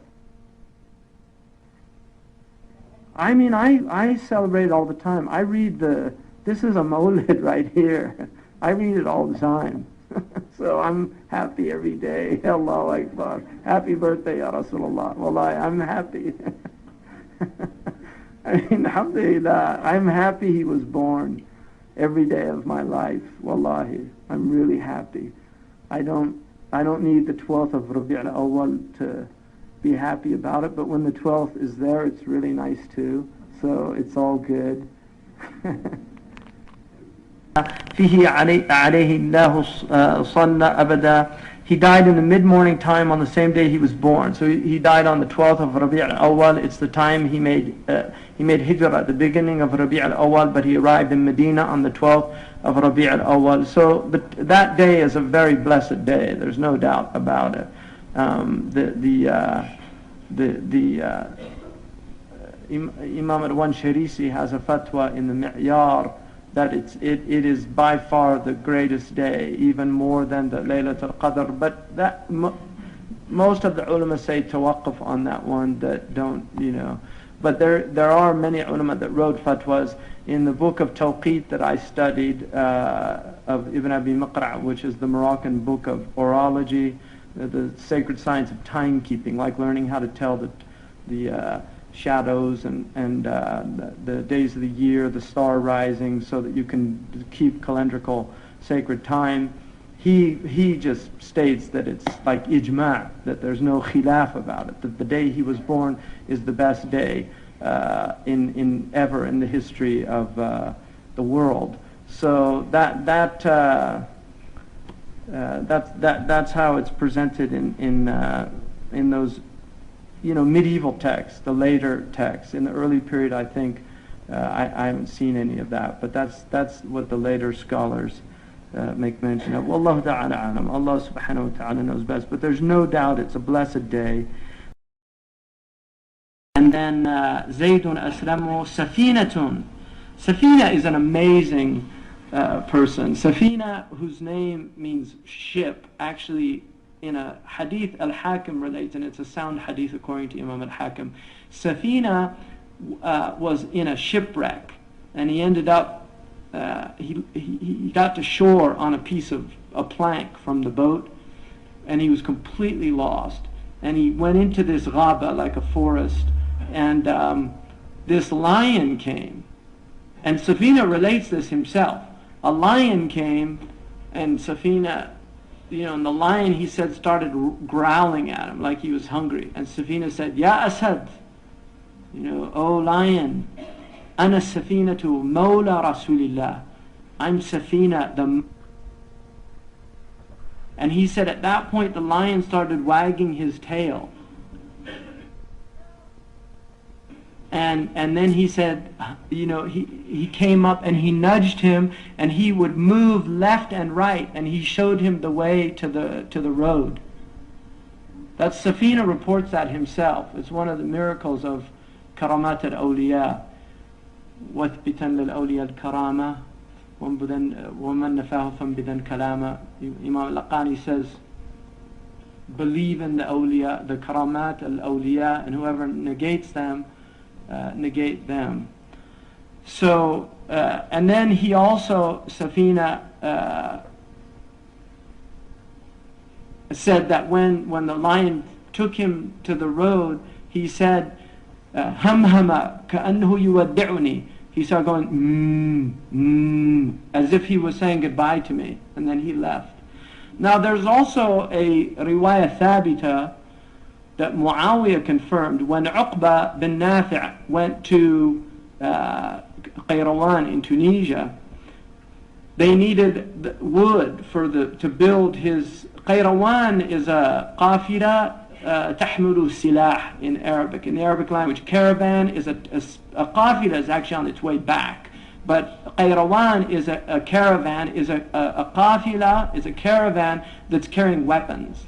And that's what he named his capital. But he needed wood, so he went to a forest This is Uqba, the same man who is famous in Morocco for going into the water in southern Morocco. He went into the Pacific and he said, Allah, bear witness that if I knew there were people beyond this ocean, meaning Native Americans, he didn't know that there were, but they were there. He said, if I knew there were people beyond this ocean, I would build ships to carry across the ocean to take this message. But Uqba actually asked the animals to leave. He said, we need this forest for houses for the Muslims, and so we're asking you to leave. And they said for 3 days they saw all the animals leaving the forest, literally leaving to go live somewhere else. Muawiyah, when he heard that, he wanted eyewitnesses to hear that, and so that is considered one of the mutawatir karamat of the tabi'een. It's an amazing narration. So Muawiyah affirmed that. He also affirmed the cow that spoke. Muawiyah was very, these are important things to establish. Also Abu Ala al-Hadrami, when he took the soldiers across the lake with the horses in pursuit of some people, he just said, Bismillah wamdu fi sabilillah, say Bismillah and follow me. And he went off and they saw the horse go across the water without sinking. These were confirmed karamat of these people. Now some people say, why don't these things happen anymore? Well, look at us. That's all you need to. That's the only answer you need. Trust me, the Christians, their message spread by healing. If you study the early Christians, and those are mutawatir. They would come to places, people would have leprosy, they would just do laying on the hands, and people would be healed. Many people, so that's how it spread. So karamat are the way religions initially spread, because it convinces people. Once it's established, the karamat are not as necessary, but there's still karamat amongst the awliya, and alhamdulillah, the people of Allah, there's karamat. I mean, I've seen from some of my teachers amazing things. There's kashf, what's called kashf, which is an unveiling. I mean, I saw unveilings from Marabt al-Hajj on more than one occasion. Clear, undeniable for me. And other people. There's a man in Jeddah right now staying at Sheikh Abdullah bin Bayah's house. I mean, I'll tell you one story. This is a true story because I witnessed it. His name is Muhammad Yahya al-Khatti. His son is Yahya. And he's the first person that told me about Marabt al-Hajj. And he told me about his father, and his father is known for this karamat. Very unusual man.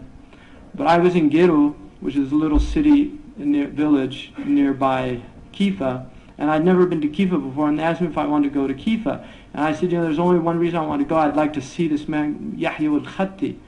And they said, no, he lives in the desert outside, and we don't have time to go there. And anyway, they convinced me to go just for the trip, just to see Kifa. So I went. Now this was before cell phones, and there was no electricity, none. There were no telephones, nothing.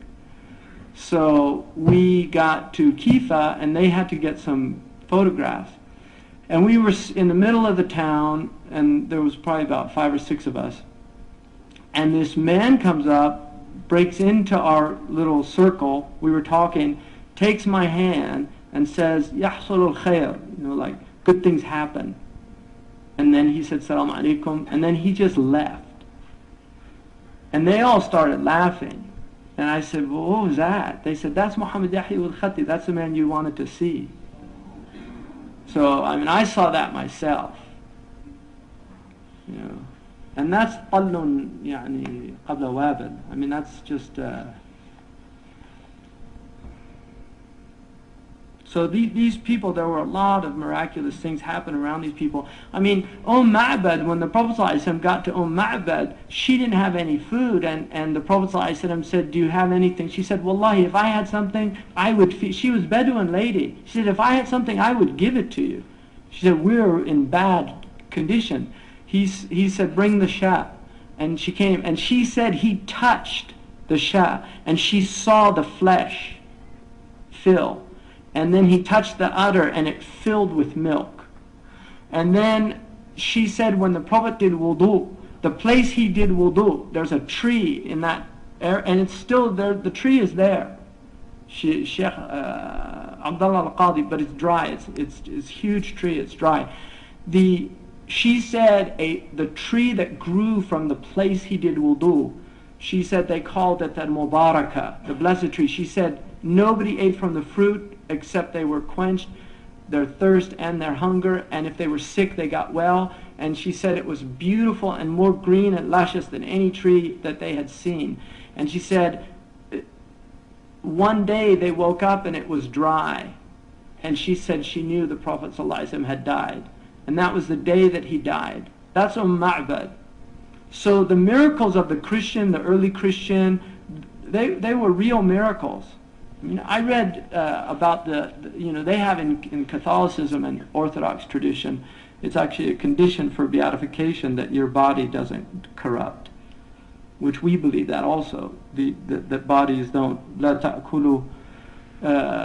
لا تأكل الأرض أجساد الأولياء. The earth does not eat the bodies of the real saints, sanctified beings. I mean, there's awliya that are good people, salihun, but the sanctified beings, people in a state of sanctification, the earth doesn't eat their and the hafidh of Quran, it doesn't, but it's not hafidh like somebody that just can recite the Quran from beginning to end. It's the one that lives the Quran, because the real meaning of hafidh is not just to know the letters, but to actually yahmal al-Quran. He's hamid al-Quran, it lives by it.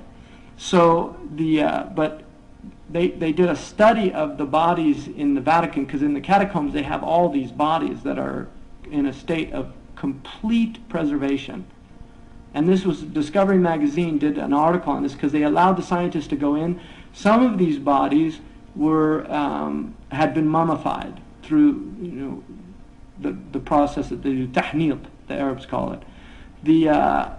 And those were often the popes would do that, just to like a little insurance policy, so hoping they'd get sanctification, just in case they were going to rot. They had them mummify them. But there were several that, and one of them was a pre-Islamic. She's a patron saint of prostitute. She was a prostitute that made tawbah, pre-Islamic lady. One of the scientists said I was in awe to look at this woman in perfect preservation. And he said, they explain it by the moisture, and they're in these catacombs and it preserves the body. That's how. But that's real. Here, many times, the grave diggers here, when they dig the thing, they find bodies in perfect thing. I know Sheikh Mahmoud al-Sawaf, one of the scholars from Iraq, who came and during the flood where Sayyidina Hamza's body was exposed, he saw, and I heard this eyewitness, and this is a man I have no reason to doubt his veracity, because he's one of the ulama. He was in Medina and brought in to rebury the body of Hamza, and he saw the body was undefiled and uncorrupted. Sayyidina Hamza radiallahu anhu. So, and also the musk scent that comes out of many of the graves, I've smelt it in several different places. It's real. So these are all signs for people that are open to them. If you're not open to them, Allah veils you from them. As simple as that. You have to be open to the unseen to experience the unseen. There's people that.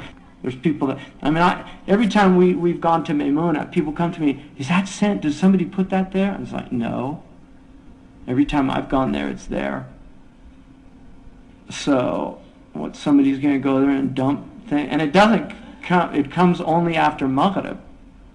It's not in the daytime, it's only in the nighttime.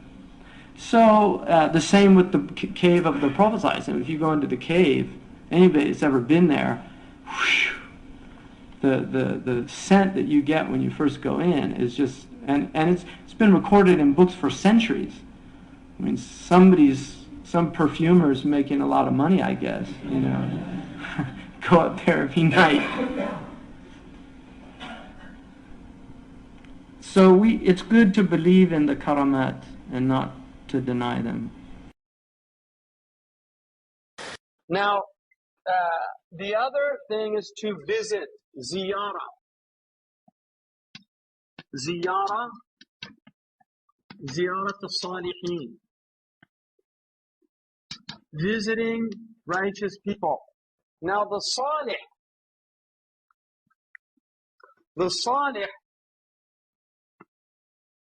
you have maratib with Allah. The highest is the Nabi, Rasul. And then the second is Siddiq. The third is Shaheed. And the fourth is Salih. Now, really, they're all Salih. Right? They're all Salih. A Shaheed has to be a Salih. The Siddiq has to be a Salih. And the Anbiya are all Salihin in their nature. Saluha in Arabic means to be sound. And this is related to salama, right? Soundness, wholeness. The one who has a qalb salim. So salih is somebody who's sound, healthy. They're not diseased. So their heart isn't diseased like other people's. A salih is the one, the definition of a salih. يؤدي حق الله ويؤدي حق العباد. That's the salih. He gives what's due to Allah and he gives what's due to the slaves of Allah. That's a salih. So when you see somebody he has taqwa, that's what's due to Allah. Taqwa. Do what he commanded you to do, avoid what he prohibited you from doing. That's haqq Allah. Haqq al-ibad are any of those responsibilities that you have in the world toward other people. So the salih cannot cheat. That's fasiq. Because the opposite of salih is a fasiq or a talih. Right? So the salih doesn't lie, he doesn't cheat. Because haqq al-ibad, to be truthful to them. That's a haqq of people. Right? They have a right to be told the truth. You can't lie to them. So the salih is somebody should be visited. Now, most of the ulama not only encourage visiting the salihin who are alive, but also the salihin who are dead. And that means that if you're, for instance, in Medina, you go to Baqi' and you visit the salihin of Baqi' and you give them salam and tarahm alayhim.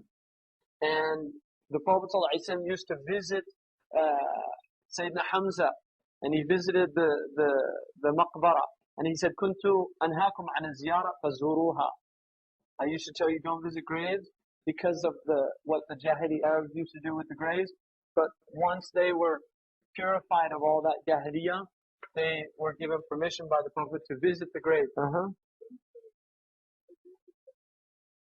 You should make dua for them, and ask to benefit from their knowledges. One of the Ahmed Baba Timbuktu, who's a great scholar from Timbuktu, who was actually taken as a slave to Morocco, and when he got to Morocco, he was so much more learned than any of the scholars in Marrakesh that they realized that they'd made a grave mistake. But he mentions in his book, he wrote a book, Dibaj al-Mudhahab. He did a hashia on Ibn Farahun's book of Tabaqat, and he mentions going to several of the graves of the righteous in Marrakesh, and at one of the graves he asked that Allah give him understanding of 2 books that he wrote, and he said that by Allah he went back and the books he could read them without any difficulty. And he was a great scholar, so that was traditionally to ask for the benefits of their knowledges, because most of those people were scholars and things like that. And tarahum, that Allah give them nur in their grave and bless them. Qadi Abu Bakr ibn al-Arabi, who's just outside of Fez, and gave fatwa of visiting the graves of the Salihin. And same with Ibn al-Hajj.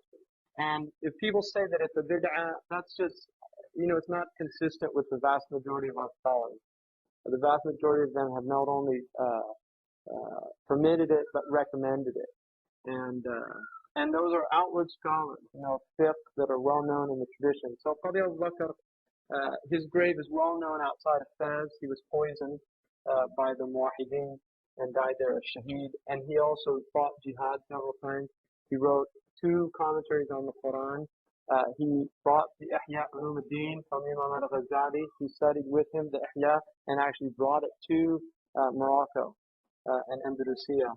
And just a great scholar there. And anybody who's been to that place, you know, there's a lot of barakah there, inshallah. So, but the people who are living, if you have an opportunity to visit them, and also, if you should have high himmah. In other words, you should desire to be one, so that our ummah has people that you can visit. Right? We need these people. So, you know, you should make the intention to be one yourself, inshallah, and that Allah give you tawfiq and give all of us tawfiq to do that. One of the poets, he said, إِذَا مَا عَلَى الْمَرْءُ رَامَ الْعُلَى. If a man does not gain height, if he has not achieved height, at least he aspires to height. وَمَنْ يَقْنَعُ بِالدُّونِ كَانَ دُونَ. And whoever is content with less than height, he's less than height.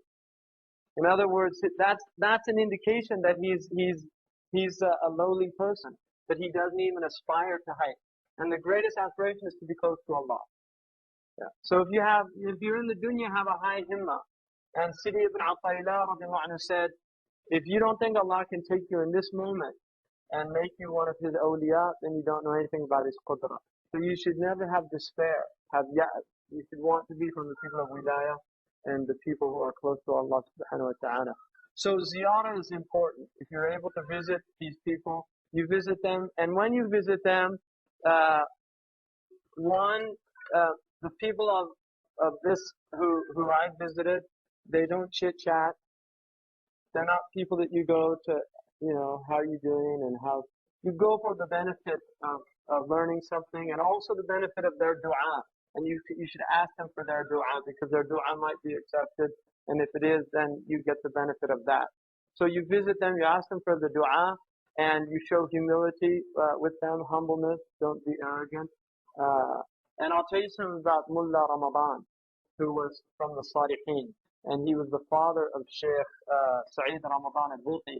And Sheikh Sa'id wrote a book, Hada Walidi, This is My Father. And he's told about what a great man his father was. But I once asked Dr. Bukhar, who's a Libyan, about him.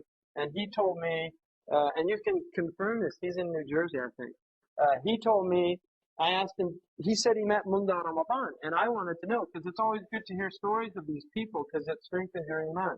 And he told me, subhanAllah, the amazing thing about visiting that man, he said, I've always hated kissing hands.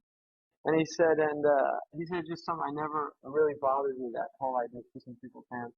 And he said, I went in there and he said, he put out his hand and he said, I felt pressure on my head. And I went down and I found myself kissing his hand. And he said, I looked back and there was nothing there. And he just said that he was compelled to kiss his hand.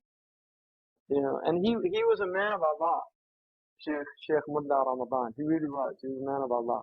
So those people, they're worth visiting. And fortunately, they still exist. You know, you can find them in, and there's some women that, like I've met, Hazrat Tabraiz' wife, Maryam, is definitely, I consider her from the Salihat, Tuzar, and even their servant, Gabula.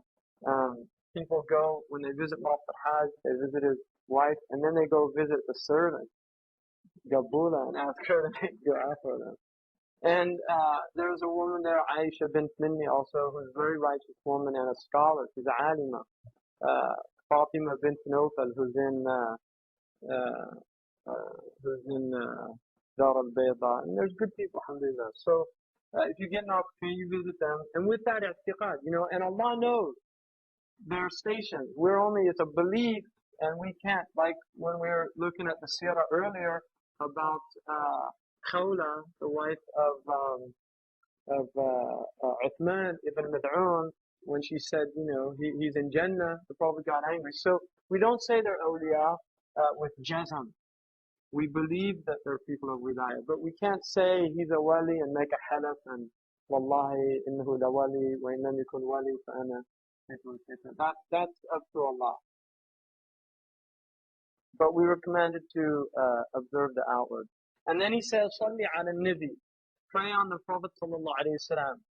So prayer on the Prophet sallallahu alaihi wasallam. Now the thing about prayer on the Prophet, and really this is one of the greatest things about it. There are many, the benefits of prayer on the Prophet, some of them, they wrote books just on that benefit. I've seen one book that had about 60 benefits of prayer on the Prophet ﷺ mentioned. One of them was that your passing the sirat is made easy, because the prayer on the Prophet will come on the Yawm al-Qiyamah when you have to pass across the bridge to the other side, and it will help you across. The hadith. It draws you closer to the Prophet ﷺ. One of the things about prayer on the Prophet is the more you do it, you will be forced to love the Prophet ﷺ. In other words, love will enter into your heart merely by the prayer. It's one of the benefits of the prayer. You increase in love and yearning for the Messenger of Allah sallallahu alaihi wasallam. It purifies the heart. It's considered a sheikh when there's no sheikh. And this is well known. Sayyid Ahmad Zarruq said, when there's no sheikh, prayer on the Prophet purifies the heart. So doing a lot of prayer on the Prophet sallallahu alaihi wasallam, Allah subhanahu wa ta'ala says, Inna Allah wa malaikatahu yusalluna ala nabi. Both Allah and He secondly with His angels do salah ala nabi. Ya ayyuha alladhina amanu sallu alayhi wa sallimu taslima. Pray on Him and do taslim. So this is a command from Allah subhanahu wa ta'ala. It's a fard to pray on the Prophet sallallahu alaihi wasallam. At least, according to the Malikis, at least once in your life. According to the Imam Shafi'i's madhab, you have to pray every prayer. In Malik madhab, it's mustahab. In the Shafi'i madhab, it's the wajib. وقال عليه الصلاة والسلام الصلاة علي نور في القلب ونور في القبر ونور على الصراط وهي أمحق للذنوب من الماء البارد للنار. And that's one of the few hadiths that Abu Bakr as-Siddiq relates. Abu Bakr as-Siddiq, if you look in the books of the hadith, he rarely relates any hadith. And that was related from him. That prayer on the Prophet ﷺ, prayer upon me, the Prophet ﷺ is saying, is light in the heart. It's nurun fil qalb. It's nurun fil qabr. It's light in the grave. Wa nurun ala sirat. It's light on the sirat, which is what you go across to get to paradise, and the hellfire is under it. And it is greater in its extinguishing wrong actions than cold water is for fire. And then Allahumma salli ala Sayyidina Muhammad wa alihi wa sahbihi wa sallam. This is a very short dua of the Prophet sallallahu alaihi wasallam, a prayer on him. And we know in the hadith, the Prophet sallallahu alaihi wasallam said that Jibreel gave him bushra that man salla alayya wahida sallallahu alayhi ashara. Whoever says prayer on the Prophet one time, Allah says prayer on him, which is rahmah, right? Allah gives His rahmah on him 10 times. So He's saying to that 10 times, which would be the equivalent of 100 times of Allah's rahmah upon you. And it's preferable you should at least try to do prayer on the Prophet 100 times in the morning, 100 times in the evening. Shaykh Uthman bin Fodio for a long period of his life did it 5,000 times a day as a practice. And Sayyidina Imam al-Jazuli, he used to do, for 14 years, he did the al-Kharat twice a day and Khatam al-Quran once a day. And 114,000 times Bismillah ar-Rahman ar-Rahim every day. He did that for 14 years. And he said when he came out of his khalwa, people made tawbah just by seeing him. He lived in Fas at Madras al-Safarin for the people that were there. He was there, that was his room. And in fact, he was in that room so long, and he memorized one of the really difficult books of Maliki fiqh there, which is several volumes. He memorized it by heart. He's a great Maliki scholar as well. He's a faqih. But they were saying that he had a treasure up there that he was hiding. You know, people talk and they think, why is he up there and he never leaves? He must have some gold up there that he doesn't want anybody to get. And so they went to his father to convince him to go up there because he wouldn't let anybody come up. And there was a ladder to get to it. So his father came out to come up, he let him out, and when he came up, he had written "Maut," which means death, all over the walls.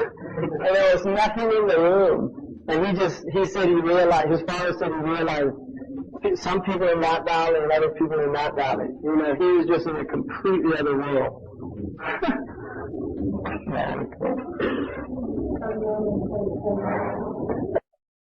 So Allah commanded us to do that. بدأ بنفسه وثنى بالملائكة. Right? He began with himself and then he said the angels. إن الله وملائكته يصلون على النبي يا أيها الذين آمنوا صلوا عليه وسلموا تسليما. And then also Ubay ibn Ka'ab radiallahu anhu, when the Prophet ﷺ, he said, Ya Rasulullah, how much of my dhikr should I make prayer on you? And he said, a fourth. And he said, that's good, and if you increase, it's better.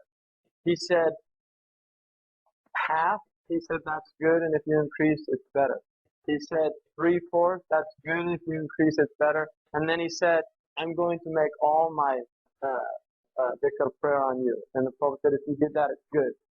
Imam al-Jazuli took permission from that for people that feel compelled that becomes their devotional practice, that they do prayer on the Prophet ﷺ. And there are people that do that. That's all they do. And I've met some of those people, and they're amazing people. They really are. They're always happy. They always smile, and they're really nice to be around. And I guarantee that is a quality of people that do a lot of prayer on the Prophet ﷺ. They're happy. They're not miserable people. So there's a great light in prayer on the Prophet. There's a great blessing. And it shouldn't be underestimated. Sidi Ahmed Zarruq said, if you don't have a murabbi, then the prayer acts as a murabbi. In other words, prayer on the Prophet will purify your nafs. So just doing prayer on the Prophet, and he recommends at least 500 times a day. Shaykh Uthman Tanfodio, he used to do 5,000 a day, and he did that for several years. And he saw the Prophet ﷺ in visions many, many times. Imam Malik radiallahu anhu was always doing prayer on the Prophet. The muhaddithun are famous for that, because every time they would recite a hadith, write a hadith, they would pray on the Prophet ﷺ. And Imam Malik said that he never slept ever a night except that he saw the Prophet ﷺ. So there's a great blessing in it, and people show that. And then another thing is tilawat al-Quran. The fourth thing is recitation of Quran, and preferably with tadabbur. Reciting it with tadabbur awakens up the heart. It's one of the actions have effect. And so you pray on the Prophet ﷺ, because prayer on the Prophet acts as a murabbi for the heart itself and purification of the heart.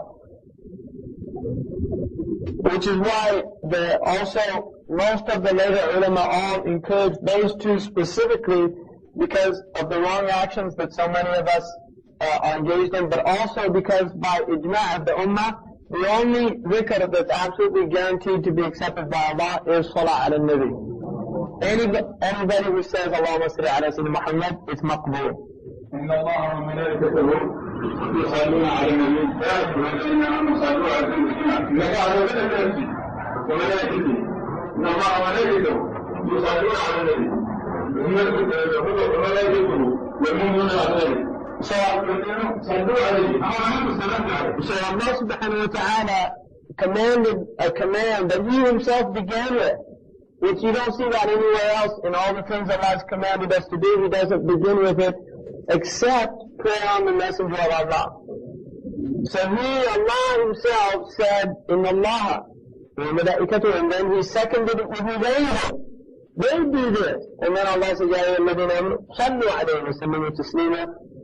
Pray on the Messenger of Allah and do taslim. Allahumma salli ala Sayyidina Muhammad wa sallam. أنه من صلى على المحمد وصلاة واحدة صلى الله عليه وملائكته أربعة. صلى الله عليه فرض الله من كبائر الذنوب. So whoever prayed on the Prophet ﷺ one time, Allah prays on him 10 times according to the Sahih Hadith. And he said, whoever Allah has prayed on 10 times, what else do they need in this world and the next? So just pray on the Habib sallallahu alayhi wa sallam, marra wahida. Allahu Akbar. الصلاة عليهم نور في القلب ونور في القلب ونور على الصراط.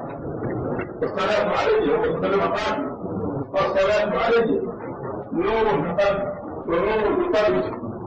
الصلاة عليه نور في القلب ونور في القلب ونور على الصراط. So the Prophet ﷺ said that prayer upon the Messenger of Allah is light in this world, light in the grave, and then light on the sirat. So in other words, it will give you light, guidance, in when you need it. It will give it in the grave, it will make your grave light instead of dark, and then it will make the sirat light so you can see to get across it. نور في القلب. Yeah. نور في القلب. نور في القلب ونور في القلب ونور على الصراط. Light in the heart. قال لماذا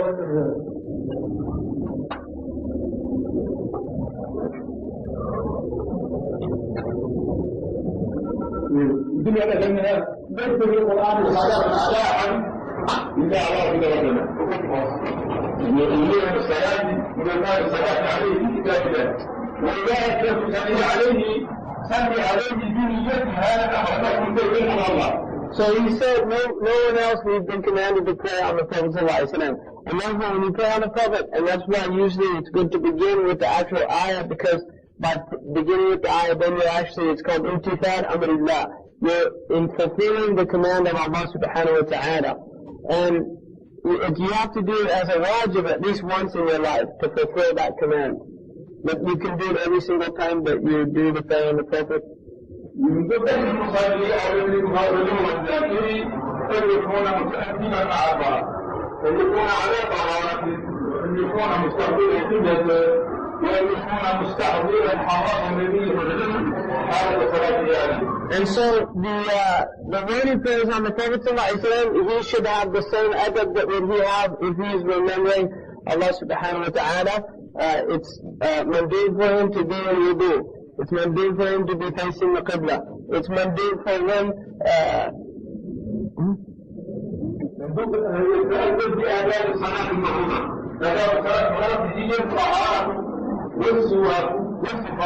So those things that are mandate for prayer are mandate for prayer on the Messenger of Allah sallallahu alayhi wa sallam. And also istihbar, that's what he said. And then that you have istihbar of the Messenger sallallahu alayhi wa sallam, that you pray as if you were in his presence. You should, in the same way that when you pray to Allah, you pray as if you're in the presence of Allah, كَأَنَّكَ تَرَاهُ إِن لَمْ تَكُنْ تَرَاهُ إِنَّهُ يَرَاكَ. That's ihsan. With the prayer on the Prophet sallallahu alaihi wasallam, you should pray as if you were in the presence of the Messenger of Allah sallallahu alaihi wasallam. وأن يكون مستحضرا حضرة الفضل أنه يصلي عليه، وأنه متجه على الله تبارك وتعالى يستعمله، وأن يكون لأجل أن الرسول قبل ذلك حتى يحدث نفسه ويجب بالسابقة. هذا هو آداب الصلاة وآداب الذكر. عندما بعضهم يستعمل الله على ويجب إلى الله تعالى مما عليه من ذنوب. من يذكر الصلاة مستقيا بالنسبة متقع في الطهارة. These are courtesies of the prayer, the adab, that you do when you do the prayer in the Prophet ﷺ, like you're going to pray. These are mandubat, adab, that you should do. Tahara, siyak, cleaning the mouth, perfume, things like that. These are all good things to do. And when you have extreme actions, you will have extreme responses. This is the nature of the world. So, extremism is a problem. إِيَّاكُمْ وَالْغُلُوَّ فِي الدِّينِ. Beware of extremism in the religion. The Prophet warned us. And I've seen people go into psychotic states from doing too much dhikr. I've seen this. I guarantee you. I've seen this with my own eyes. People that go into psychotic states from doing too much dhikr. Dhikr, there's over-the-counter dhikr, and there's prescription dhikr. I really mean that. There's over-the-counter. You can take Tylenol dhikr. Get rid of headaches, all that stuff. That's fine. But if you want to take hydrocortisone dhikr, you're going to end up blowing out your kidneys. So it's really important to know this. There's people that start doing, certain Asma'ullah al-Husna obsessively over and over again, and you can really harm yourself.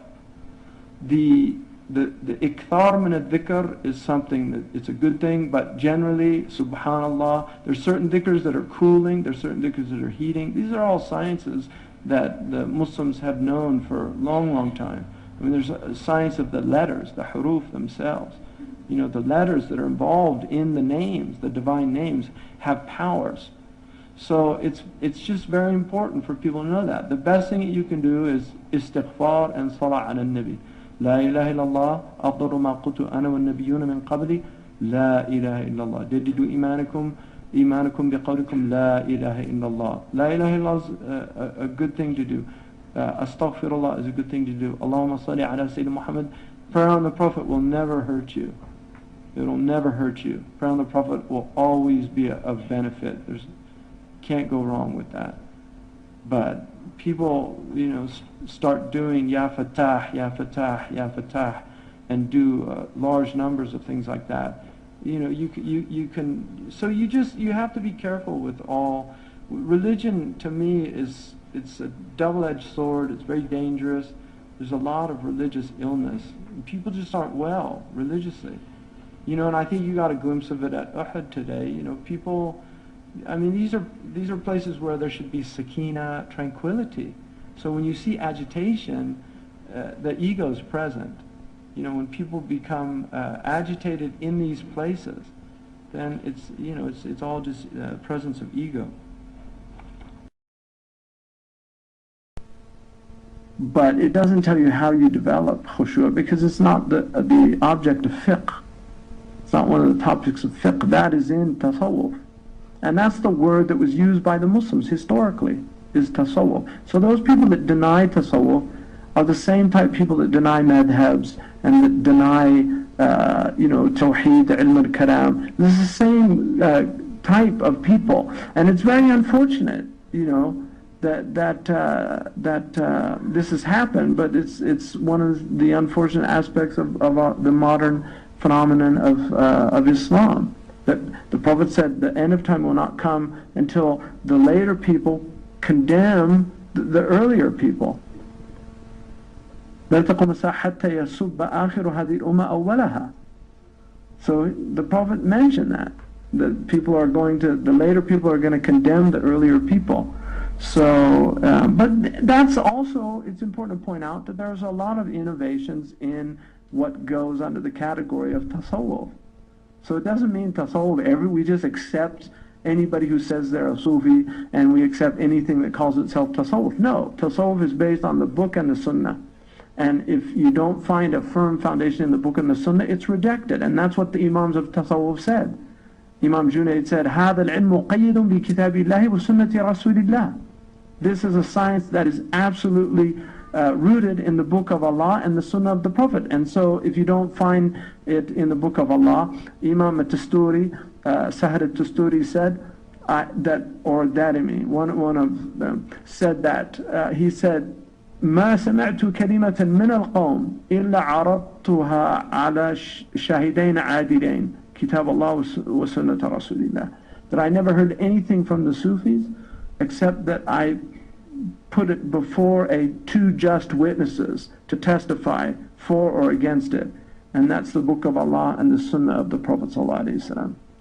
So that is the way of tasawwuf, and that's what he's saying. Those are the people that are rightly guided, not the false ones, not the you have the obscure people and the snake handlers. Just like in Christianity you have the people that take literally the handling of snakes or speaking in tongues and things like that.